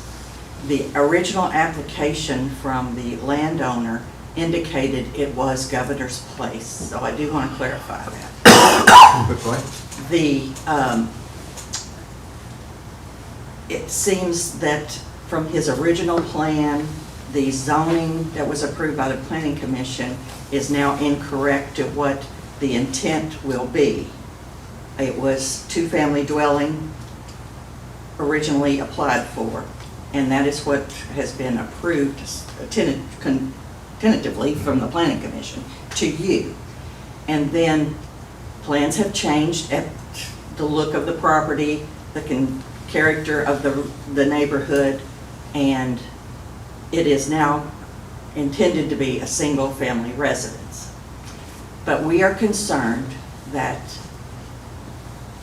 once this land may be sold, that the next owner has the right to come in and build 2-family dwellings without a restriction of the land use, which we talked about, I believe, or you all talked about at your last meeting. We did. We haven't seen anything that actually says that there will be a restriction placed on the property rather than going back and reapplying under the correct zoning. We're trying to work with the owner and get this accomplished. And rather than to change it all, we wanted to, the 173 residents of Governor's Place would like to see a restriction placed on that property that actually has the wording, single-family detached homes. I think that's very legitimate. Not a lot, not a residential word, not a, but something that restricts the next owner of the property or developer or whoever. We want to see something that controls the construction that goes on that land. Okay. So other than that, we say we'll walk across the street and welcome to the neighborhood, as long as we have an assurance that from the restrictive covenants, which were, yes, early done, but do have a clause that says that it's perpetual until the residents say it is no longer perpetual, that that land will have a complete restriction on it since it's not zoned properly for what's going to happen there. And that's the only thing the residents would ask, that it say specifically, single-family detached dwelling or homes. And then our neighborhood is good to go. That is perfectly said, well said, thank you. And that, you're right, that was actually the crux of the whole It was, discussion yes. in It our has last been meeting. from day one. So we'll go back to Mr. Hewitt and, Mr. Hewitt, how do you like being on the spotlight? It's a normal day for you? Yes, it is, thank you. So the mechanism for addressing the neighborhood's concern, as I mentioned last time, is a certificate of land use restriction. That would have to be prepared and filed in the deed room, which would then make it true, make it so. Perpetuity. For perpetuity, yes. And that passes on whether it changes ownership or not? Correct, because it restricts the land. It's attached to the land. It's much like a variance. It stays with the land, not with the owner. Right. So, And is that going to take place here? And does it take place with the developer? Does it take place with the owner? How does it get into motion? the owner / and/or developer would file that. Okay. They would prepare it and file it. So it doesn't require my signature or anything, but it is a KRS 100 form. If the developer were to do that. Go ahead, Squire Tracy. Thanks, Judge. I'll go to you, Yes. if that's okay. Absolutely. You referenced that the proposed development changed midstream, but yet it didn't start over. Is that accurate? Or the process didn't start over? The application, as I have seen it, says that it was intended to rezone to a two RD, or whatever that is, a two dwelling zone change. The residents indicated that the original intent was townhomes or duplexes. I'm not sure what. And that would completely change the character of Governor's Place. Also, the amount of concrete from the footprint of construction to 40 driveways on Metcalf Drive can't be even thought of. That is a mainstream traffic area. So the owner changed his plans from that to 17 small lot, single-family lots. But the zoning was never changed to correctly fit residential lots. Single-family detached dwelling lots, much like we are across the street and 170 people in our neighborhood. So if the application changed, why wasn't it started over for the zone to go back in? Because the requested zoning of RD allows for single-family detached homes as a permitted use. But on a smaller lot. That's Correct. why Correct. that's why the owner wanted RD, so he could have smaller lots. Well, originally it was going to be townhomes on the one lot. Oh, All 4 acres. Yes.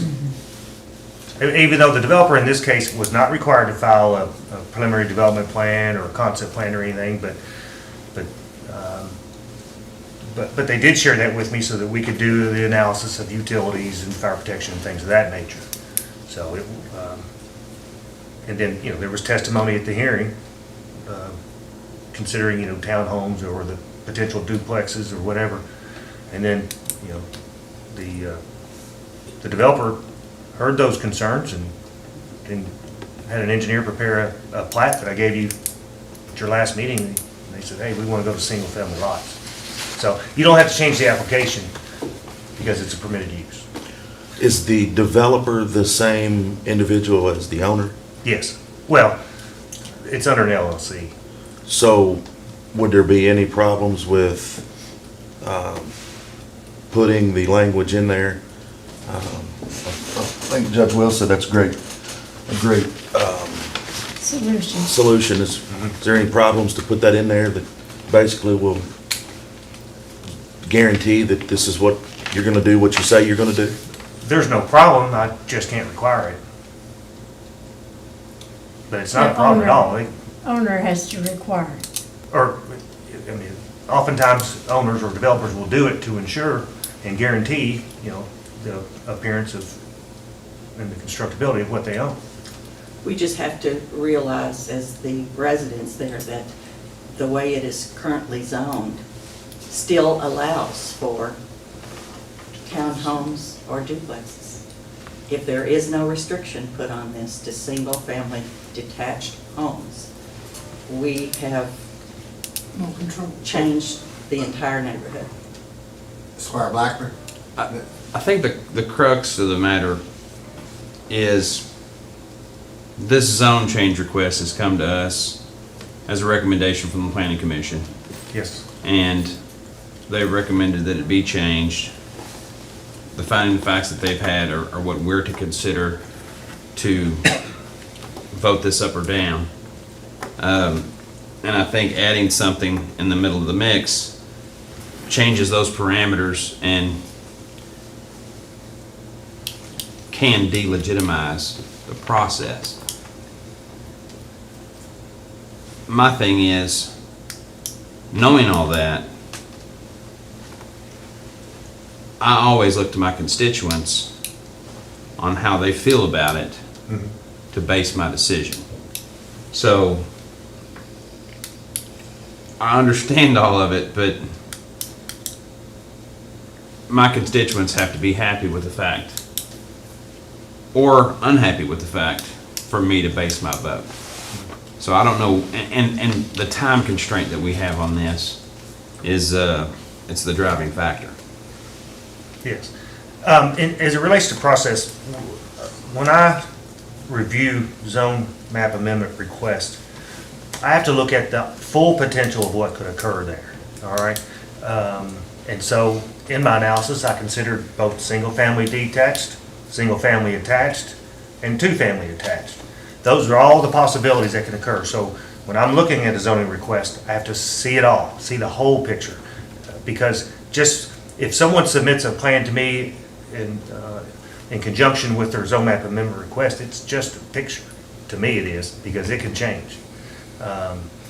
So that's why I look at everything, look at the whole thing. Now, unless you have restrictions, unless you have right concise things. Right. Now, in your minutes, you'll see the Planning Commission required the plat to come back before them.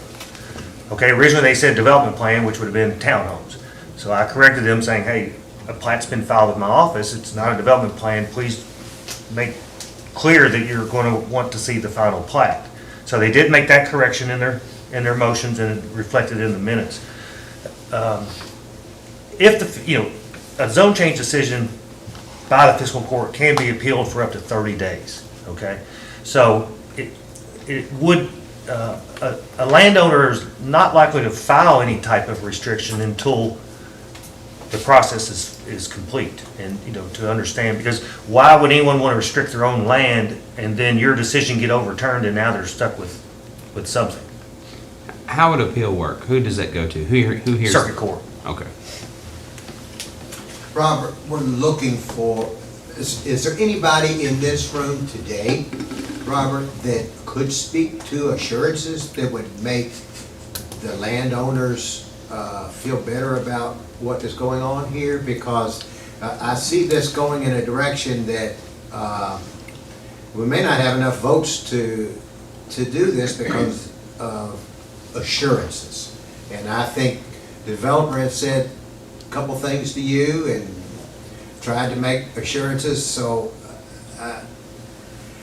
I'm asking for some help here to help what everybody says is the right thing according to what we hear everybody's saying.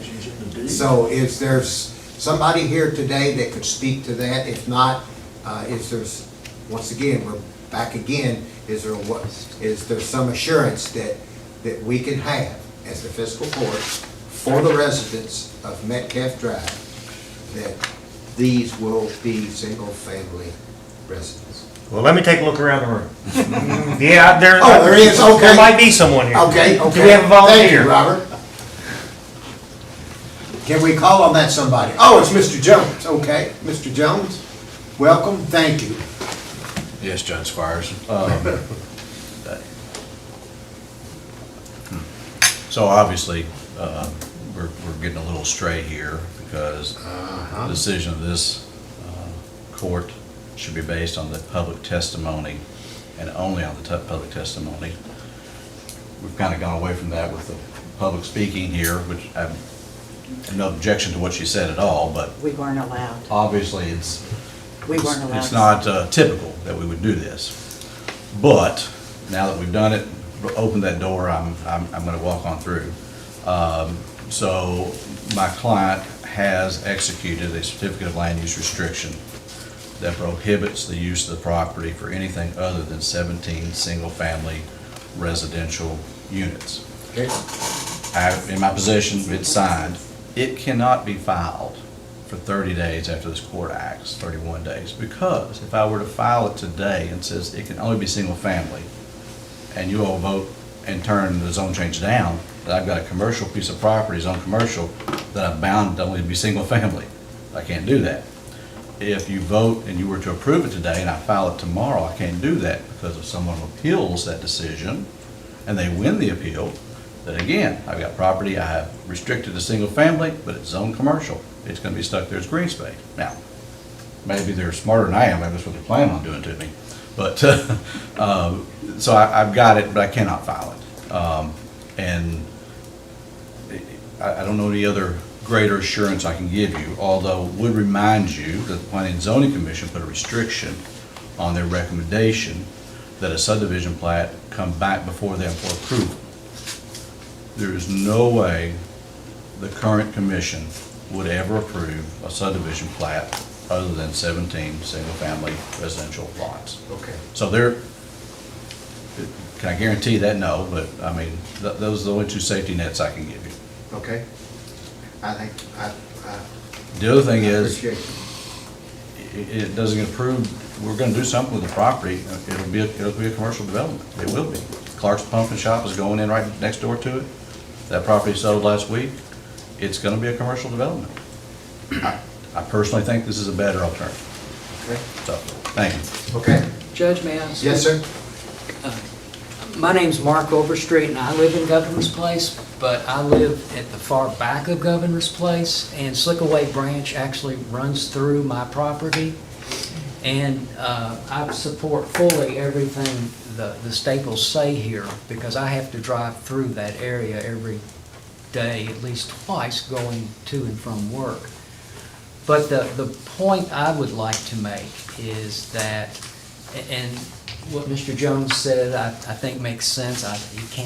He can only do what he can do, and it would be an extreme breach of faith for his client to have him come here and represent one thing and then do something differently. But the traffic in and out of Governor's Place is at the point where somebody is going to get killed. We had a bad accident earlier this year where one of my neighbors wound up in the hospital in Louisville for weeks because of the way the traffic signal works out there. And so I would hope that in connection with the development of this area, somebody, and I don't know whether it's Mr. Hewitt, whether it's the Planning and Zoning Commission, somebody looks long and hard at improving that entrance in and out of that subdivision. Because right now, it's not good, and it's only going to get worse as more and more people live out there and there's more and more commercial activity in that area. Mr. Overstreet, can I ask you a question? Sure. Because because as you say that, there's a stoplight there. Right. So what is the issue? There's two issues, if I might. The first issue, so you're coming from town wanting to turn left into Okay. Governor's Place. Okay. The first issue is the way the stoplight is synchronized, timed, or whatever it is. If you want to turn left, you have to sit through a complete cycle. Is there no yellow caution? There's a yellow caution, but you can't get a protected turn without sitting through a complete cycle. I see. Unlike the stoplight there at Copperleaf. That's, and I realize that's not your all's bailiwick, that's Well, the but as transportation. you say this, Mr. Mitchell, hold on one second, because I think you're asking for something that we need to address, and that's why I'm asking you to define what the issue is. John, will you take this in and get this to the state as that we have heard about this as an issue? Yeah, I'm listening. Okay. And, there you go. and then the second problem, and this probably no one can fix it, is when you're, again, on a Leestown Road heading out of town, you want to turn left into Governor's Place, there's a rise right there at that intersection. Unfortunately, or not unfortunately, but it's a matter of fact that there's a number of large industrial facilities down that road across from Governor's, from Isaac Shelby.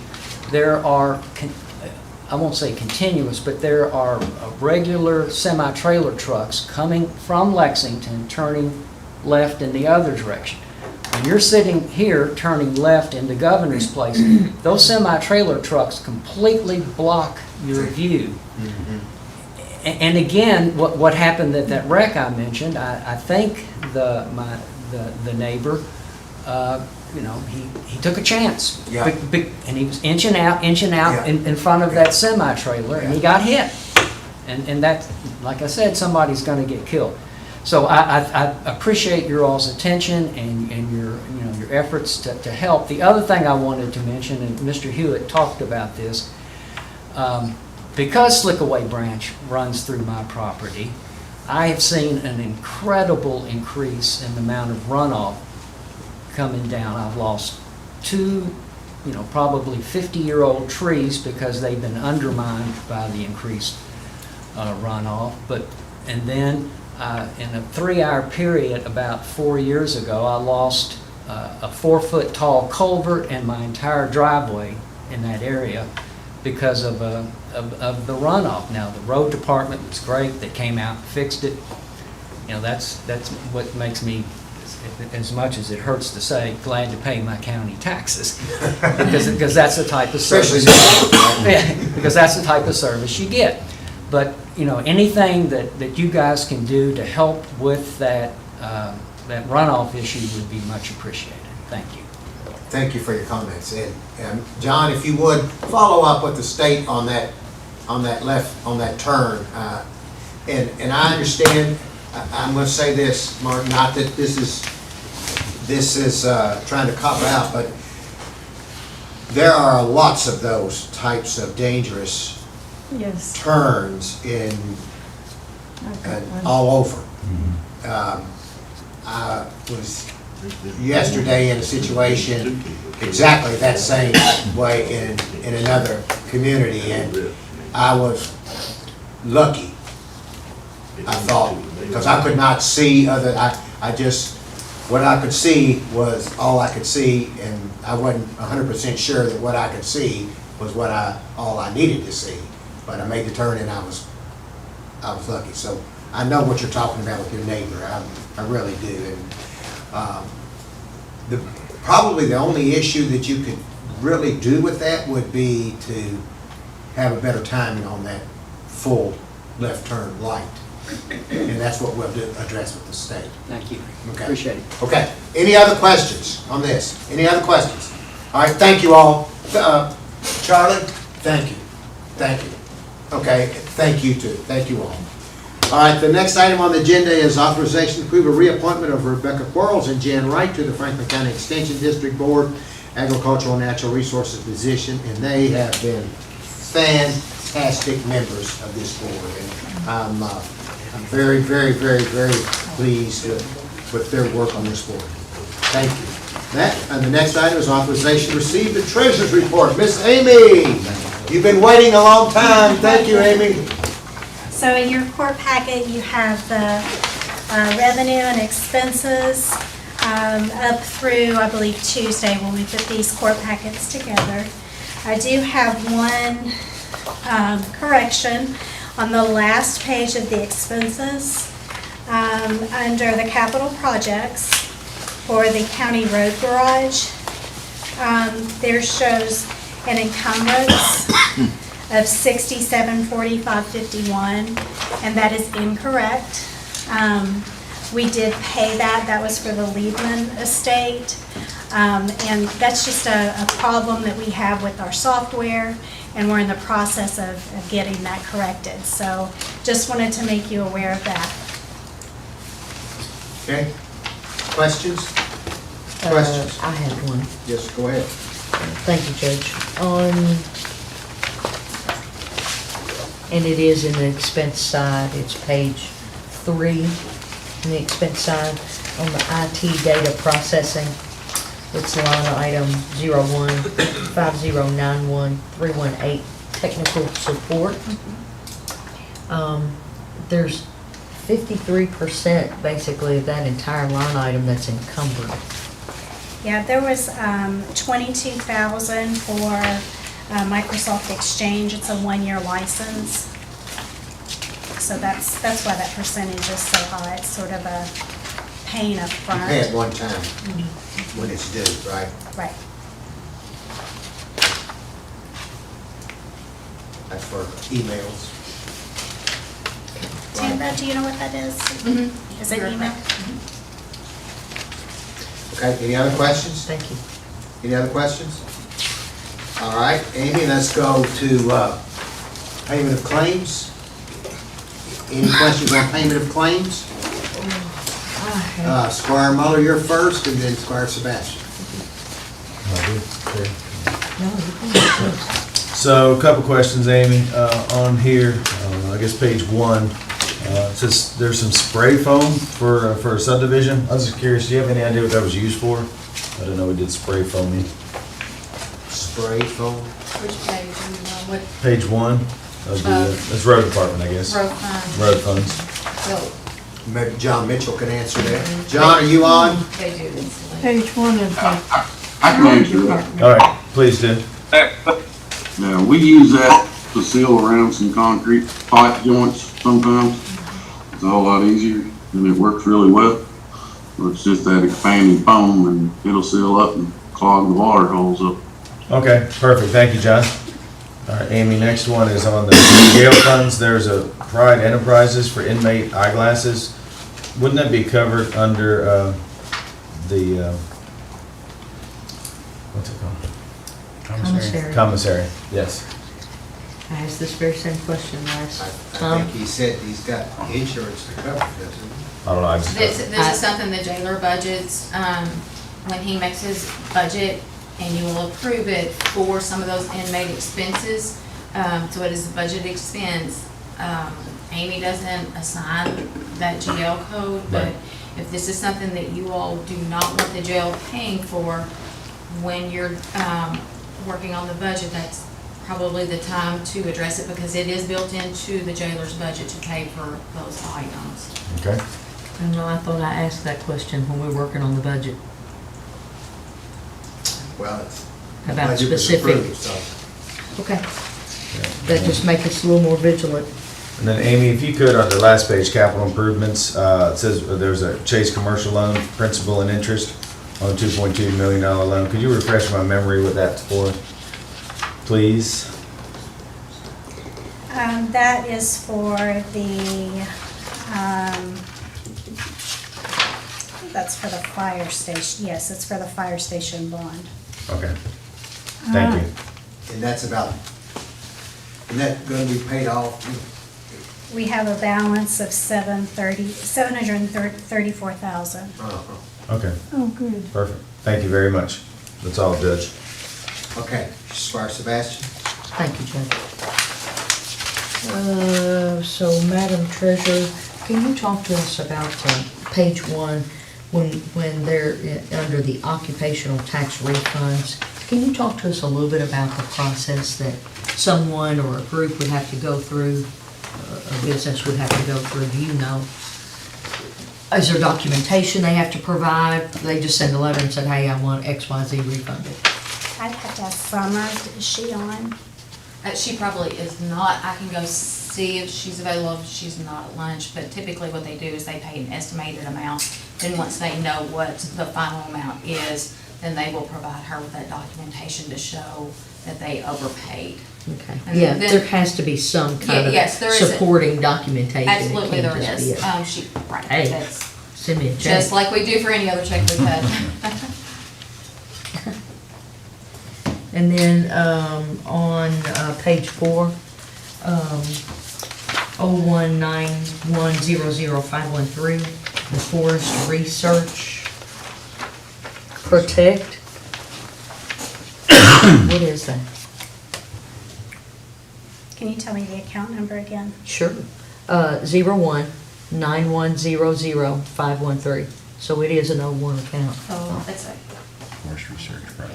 yeah. Yes, so who knows what that is? That's a required statute to pay that, by state. They will send us the bill of the cost and, which is broken out here for fire protection.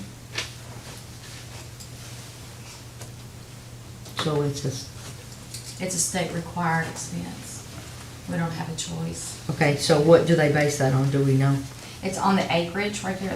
Where Yeah, I says saw it forest says acres at 2 cents. Okay. And so they're assuming that, does that, like, is that an equivalent with, like agricultural land here? Agricultural land? Who would know that?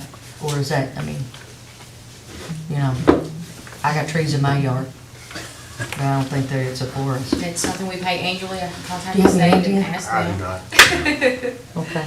I'm just wondering how they determine it, if it's like a equivalent to like our agriculture zoning or, Just understand what it is. yeah, just to understand it. I'll find the letter and send you all a copy of it. It Okay. has the statute on it, so that'll give you more information on Yeah, what that they would, base it on. But that is something that you all will see annually.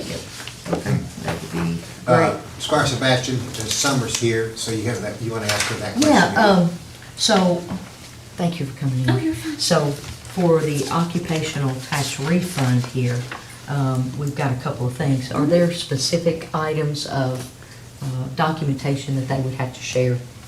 Most of those refunds, what they are is, especially this time of year, is corporations filing their actual return. In April, most of them are okay with an extension. They'll estimate what they're gonna owe when they file the final return. That's where those overpayments. Sometimes they want applied to next year, and sometimes they do require or ask for some of that to be refunded. That's the majority of the refunds. Sometimes we have payroll refunds where they amend their payroll returns, things like that. But I do require all the documentation, and I go back through and check those. Okay, I wasn't sure what type of documentation you have to provide in Yeah. order to get that. Usually just a bunch of their So the paperwork, so I actuals. can go back through kind of an audit what they've got. Mhm. Yep. So they pay the estimated earlier, they file the actual with the difference, they can choose to either get a refund or carry that Right, forward for right. next year. Yeah. Okay. Yeah. fine. Thank you. Okay, you're That welcome. helped. That helped very much. You're welcome. Thank you very much. Any other questions for Amy? Well, in the recurring bills, there was one that we had in our other side of our packet. It was so under recurring bills, it says under ARPA, which is 845330-307, says there was a recurring bill for the Simon House, but as I understood it, that was a one-time award. So So those are pre-approved and reoccurring expenses. There are, when the standing order is approved by court, it lists the items that can be paid. That item was approved in a prior court meeting. However, we still wanted on the informational packet to show that the invoice had been paid. So if there's something that you all approve, say in today's court, that's not in the bill packet, but it's by resolution, or someone came in and requested something, you will then see it in the next informational packet at the next court, because we still want you to see that that transaction took place. So I guess the main thing that I was just in a quandary about was, it was in a packet that said recurring bills. So I was under, I just wanted to be sure that that 50,000 is not something that's gonna be recurring, because it's in a packet Correct. entitled recurring bills. So we've all heard that, right? Yeah. It's not, okay, All right, thank you. any other Thank you very questions? Amy, thank you. Okay, other business? Squire Muller. Thank you, Judge. I gave Andrew a couple pictures if he could put up. We've been working kind of with the school board on the mountain bike track up there at Lakeview, and right on the kind of the board there, and just kind of want to bring the court up to speed where we are on that. These aren't in any particular order or fashion or anything. I think everybody remembers talking about it. It's actually on the school property, and we kind of went into agreement with them and the Mountain Bike Association. It's kind of in a curriculum now with the high schools, and I know Franklin County has a team. They just got done competing. So we've been up there for the last year kind of working on clearing mostly invasives out and building a kind of a mountain bike pump track so for the kids to use. So I just wanted to kind of share that with everybody. Squire Muller, tell me, you said we. Who is we? This is not the fiscal court. Okay, well, I thought we had talked about it, so I guess it's just me as a citizen then, you know. I want to make it clear. Okay, I don't think the fiscal court voted. Okay, no, yeah, so I guess it was with the Mountain Bike Association and the school board, but Okay. it's kind of working That's together. pretty- it's cool, I'm not saying- No, and I might have misspoke there. Squire, well, I guess not Squire, but JW, as a tech teacher, helped with some ramps and things like that. I think they're gonna be coming up here. So it's just another avenue to get the kids kind of out in the environment and do healthy things. So the team will be coming out there and doing some more work on it, but just kind of a cool over. That's kind of the track layout right there.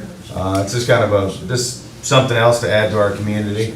Are kids using it then quite a bit? Yeah, they're just starting to, because they've been pretty inundated with, yeah, I think there's a picture right there. Yeah, so there's some of the ramps that JW's class made. You all made those, JW? Yeah. Yeah, so, and there's some Made other a stuff. jump, a lander, and then a bridge as Yeah. well, 3-part bridge. Yeah, I think they're planning on coming out there this weekend maybe and actually shooting some good GoPro footage and camera stuff. So I'm gonna talk to the school board, I think on the 14th, and just, you know, just something else to add to the community. It's kind of exciting, Is so. that school board property? It actually is in the back there, kind of butts up to where like the YMCA, soccer fields are in Lakeview. It's kind of right on the Oh. border there, so, yeah. Okay. So just something to do, you know, so, yeah, just want to share that with everybody. Okay. Yep. Thank you. Yep. Anybody else? I want to say that we signed, the paperwork was signed the other day for Duckers, and so it is official. We have gotten the keys yesterday, and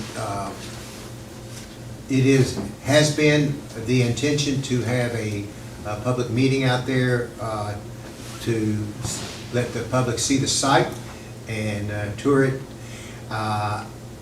I'm not officially announcing, but unofficially going to shoot for 2 weeks from Sunday, not next Sunday, but the following Sunday from 3 to 5. If we can get out there and get it semi-cleaned up and opened up for the public, I will make that official announcement as soon as I can. But I haven't been able to speak with Jeremy and to get out there, but so a couple of weekends from now, on Sunday afternoon, inviting the public out to see it, and we'll do our best to have golf carts out there if the weather permitting, but at least come out and talk and see the area. Okay. Tentatively the week before Thanksgiving? The Sunday before The Thanksgiving, 20th. yes. Sounds like. Yeah. Okay. But I'll, Squire Moore? So, now that we have this, what are we gonna call it? Do we have an official name that we're we'll leave that to the next court. And public input. And public input, right. What are we calling it now, Duckers? Yeah, because that, officially, that's what it is, Duckers. We bought it as Duckers LLC or something like that, so, yeah. But this is the court that purchased it, so I don't know about leaving it. Okay, well, before anything is done, I think public input is number one priority. So that's where I'm trying my best to get that done as soon as possible out there, okay? I'll let everybody know. I want to tell the court a little bit about the KSU excellent thing that we kind of talked about briefly. Hold on one second. Ms. Stapleton, we are going to go to voting session in just a few minutes. I'm going to watch. You okay? All Is that you got it? Okay. Pardon me? All right. Thank you. Thank you. Squire Muller brought up the Exum Center. There is a committee that is formed made up of KSU, the city and the county, and some others that is meeting to discuss the potential of the Exum Center on KSU's campus. Number one, as an indoor swimming aquatic center, as well as a possibility, and one of those entities that we're meeting with is YMCA, as a possibility of the Exum Center being a potential YMCA type of or facility. So I think it's all out in the public, and we're excited about that. And there's a meeting next week, and there'll be continual meetings of trying to move that forward. So that's just an FYI. I don't. There's no specifics on it other than those generalities. Conversations are being had. Conversations, yes. Just to echo, I had a conversation with a member from the YMCA, and he was telling me that the conversations were going great, and that there potentially could be an MOA or some sort of agreement coming very soon. Well, that's ultimately the goal. Okay. As a matter of fact, the governor has been involved, and he has let it be known that he'd like to see something in writing before the end of the year. That's right. Okay. Thank you, Jeff. Okay? For the court, we are circulating a proposed MOA to bring back to the court, the next court session, et cetera, if approved. But you've got 5 different government agencies, et cetera, that are circulating it right now. So we're circulating it and generating it, and everybody's excited about what's getting put into it. Okay. The next thing, there will be a park committee meeting immediately after the closed session, which is the end of our voting meeting in just a few moments.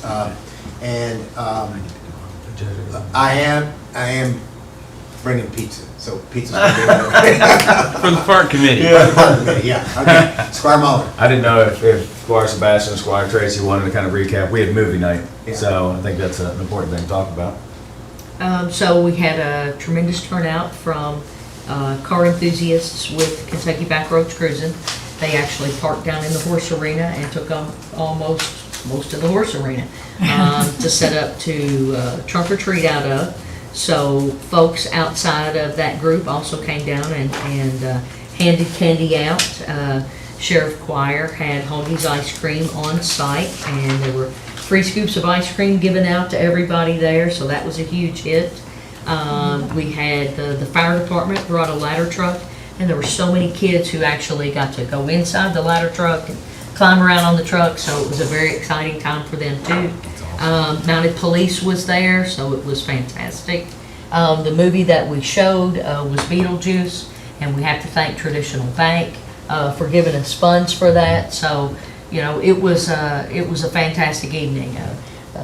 We had our constable, Mr. Sandifer, out helping with traffic, and he was on site as well. So there was a lot of opportunity for community policing and individuals to come in contact with our first responders and kind of make a good positive connection there.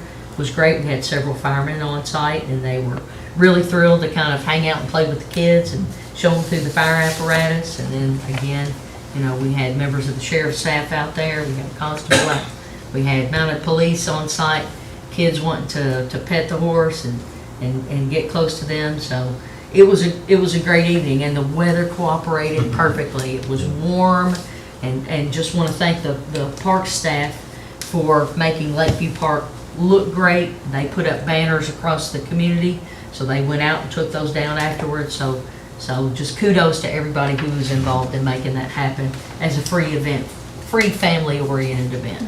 Okay, good, and thank you for putting that It was together. good. Sherry, It was you good. were good. very instrumental in getting that put together. It was good, thank you. Is there anything else?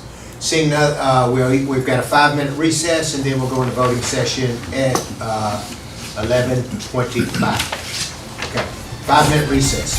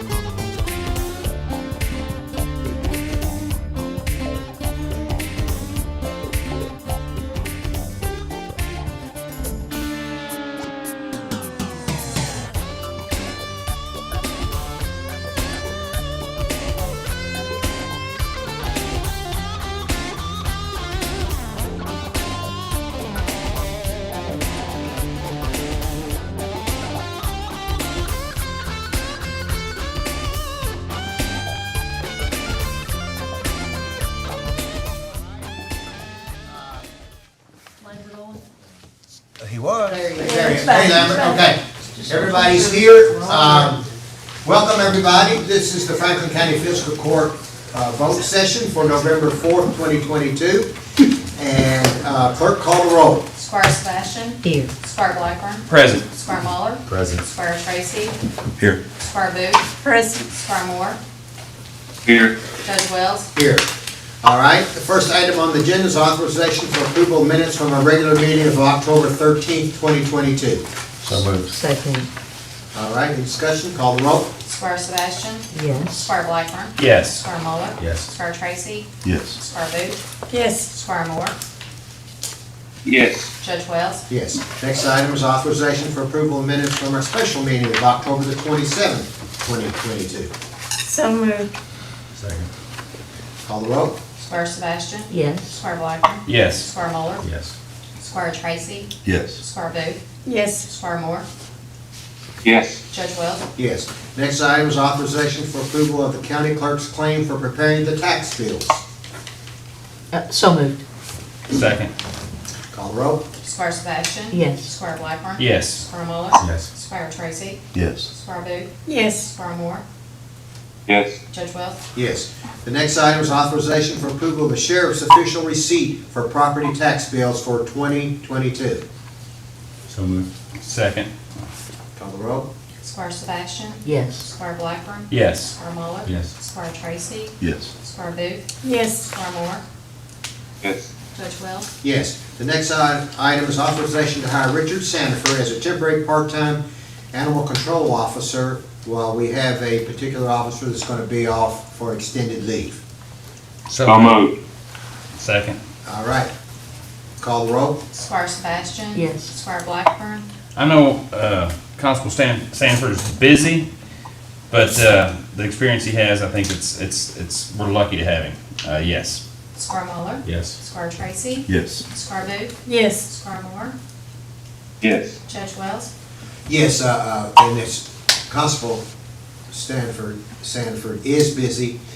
This is a part-time, and the sheriff's office will also be covering in addition to this, so that we're not going to drop coverage, but we will continue to have some coverage since somebody is going to be out for an extended period. So I vote yes on that. The next item is authorization to approve fiscal court order bond for a constable.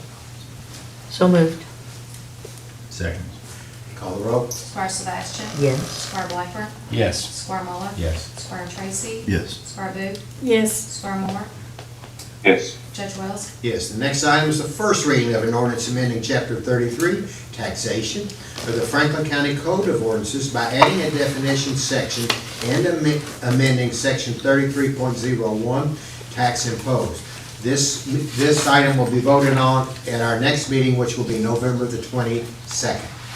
The next item on the agenda is a second reading and approval of an ordinance amending the table of special ordinances, Section 1, zoning map changes of the Franklin County Code of Ordinances for a 4.09 acre property, being all of Lot 1, Parcel 2, as shown in Plat Cabinet M, Slide 131, further identified as PVA map number 086-30-11-001.00, located at the intersection of Isaac Shelby Circle West and Metcalf Drive from Limited Commercial District CL to 2 Dwelling District RD.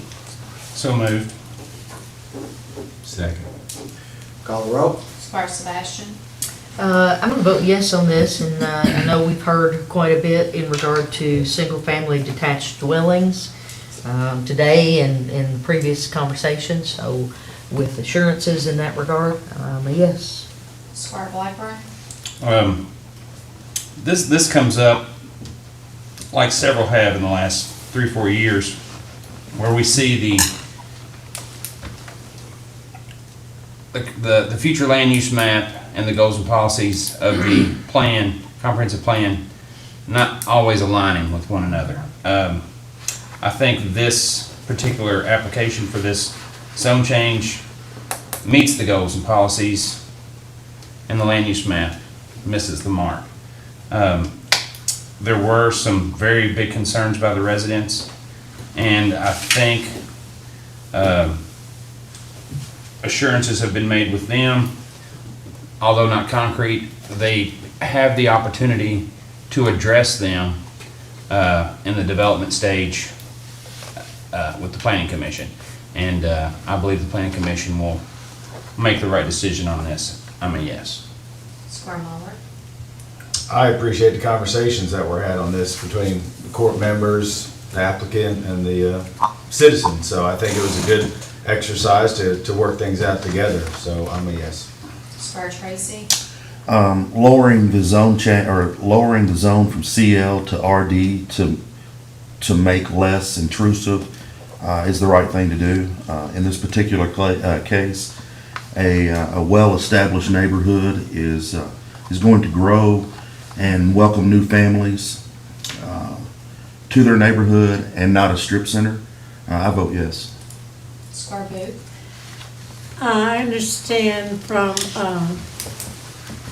a legal representation for the developer and the owner that it cannot, the assurance to the residents of Governor's Place that the land cannot, will be prohibited from anything except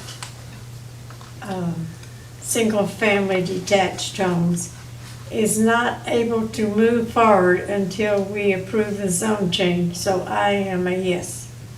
Square Moore. Yes. Judge Wells. Yes. The next item is authorization to approve a resolution requesting the Franklin County Planning Commission conducting hearing to amend the Franklin County Code of Ordinances to remove the rural residential B, RB zoning district from section 155.085 and amend the definition of residential recovery relating to the residential recovery facilities. So moved. Second. Call the roll. Square Sebastian. So there's been considerable discussion regarding residential recovery centers and uses such as proximity, density, infrastructure, character change of the neighborhoods, etc. This begins to address those discussions. So with that, I'll be a yes. Square Blackburn.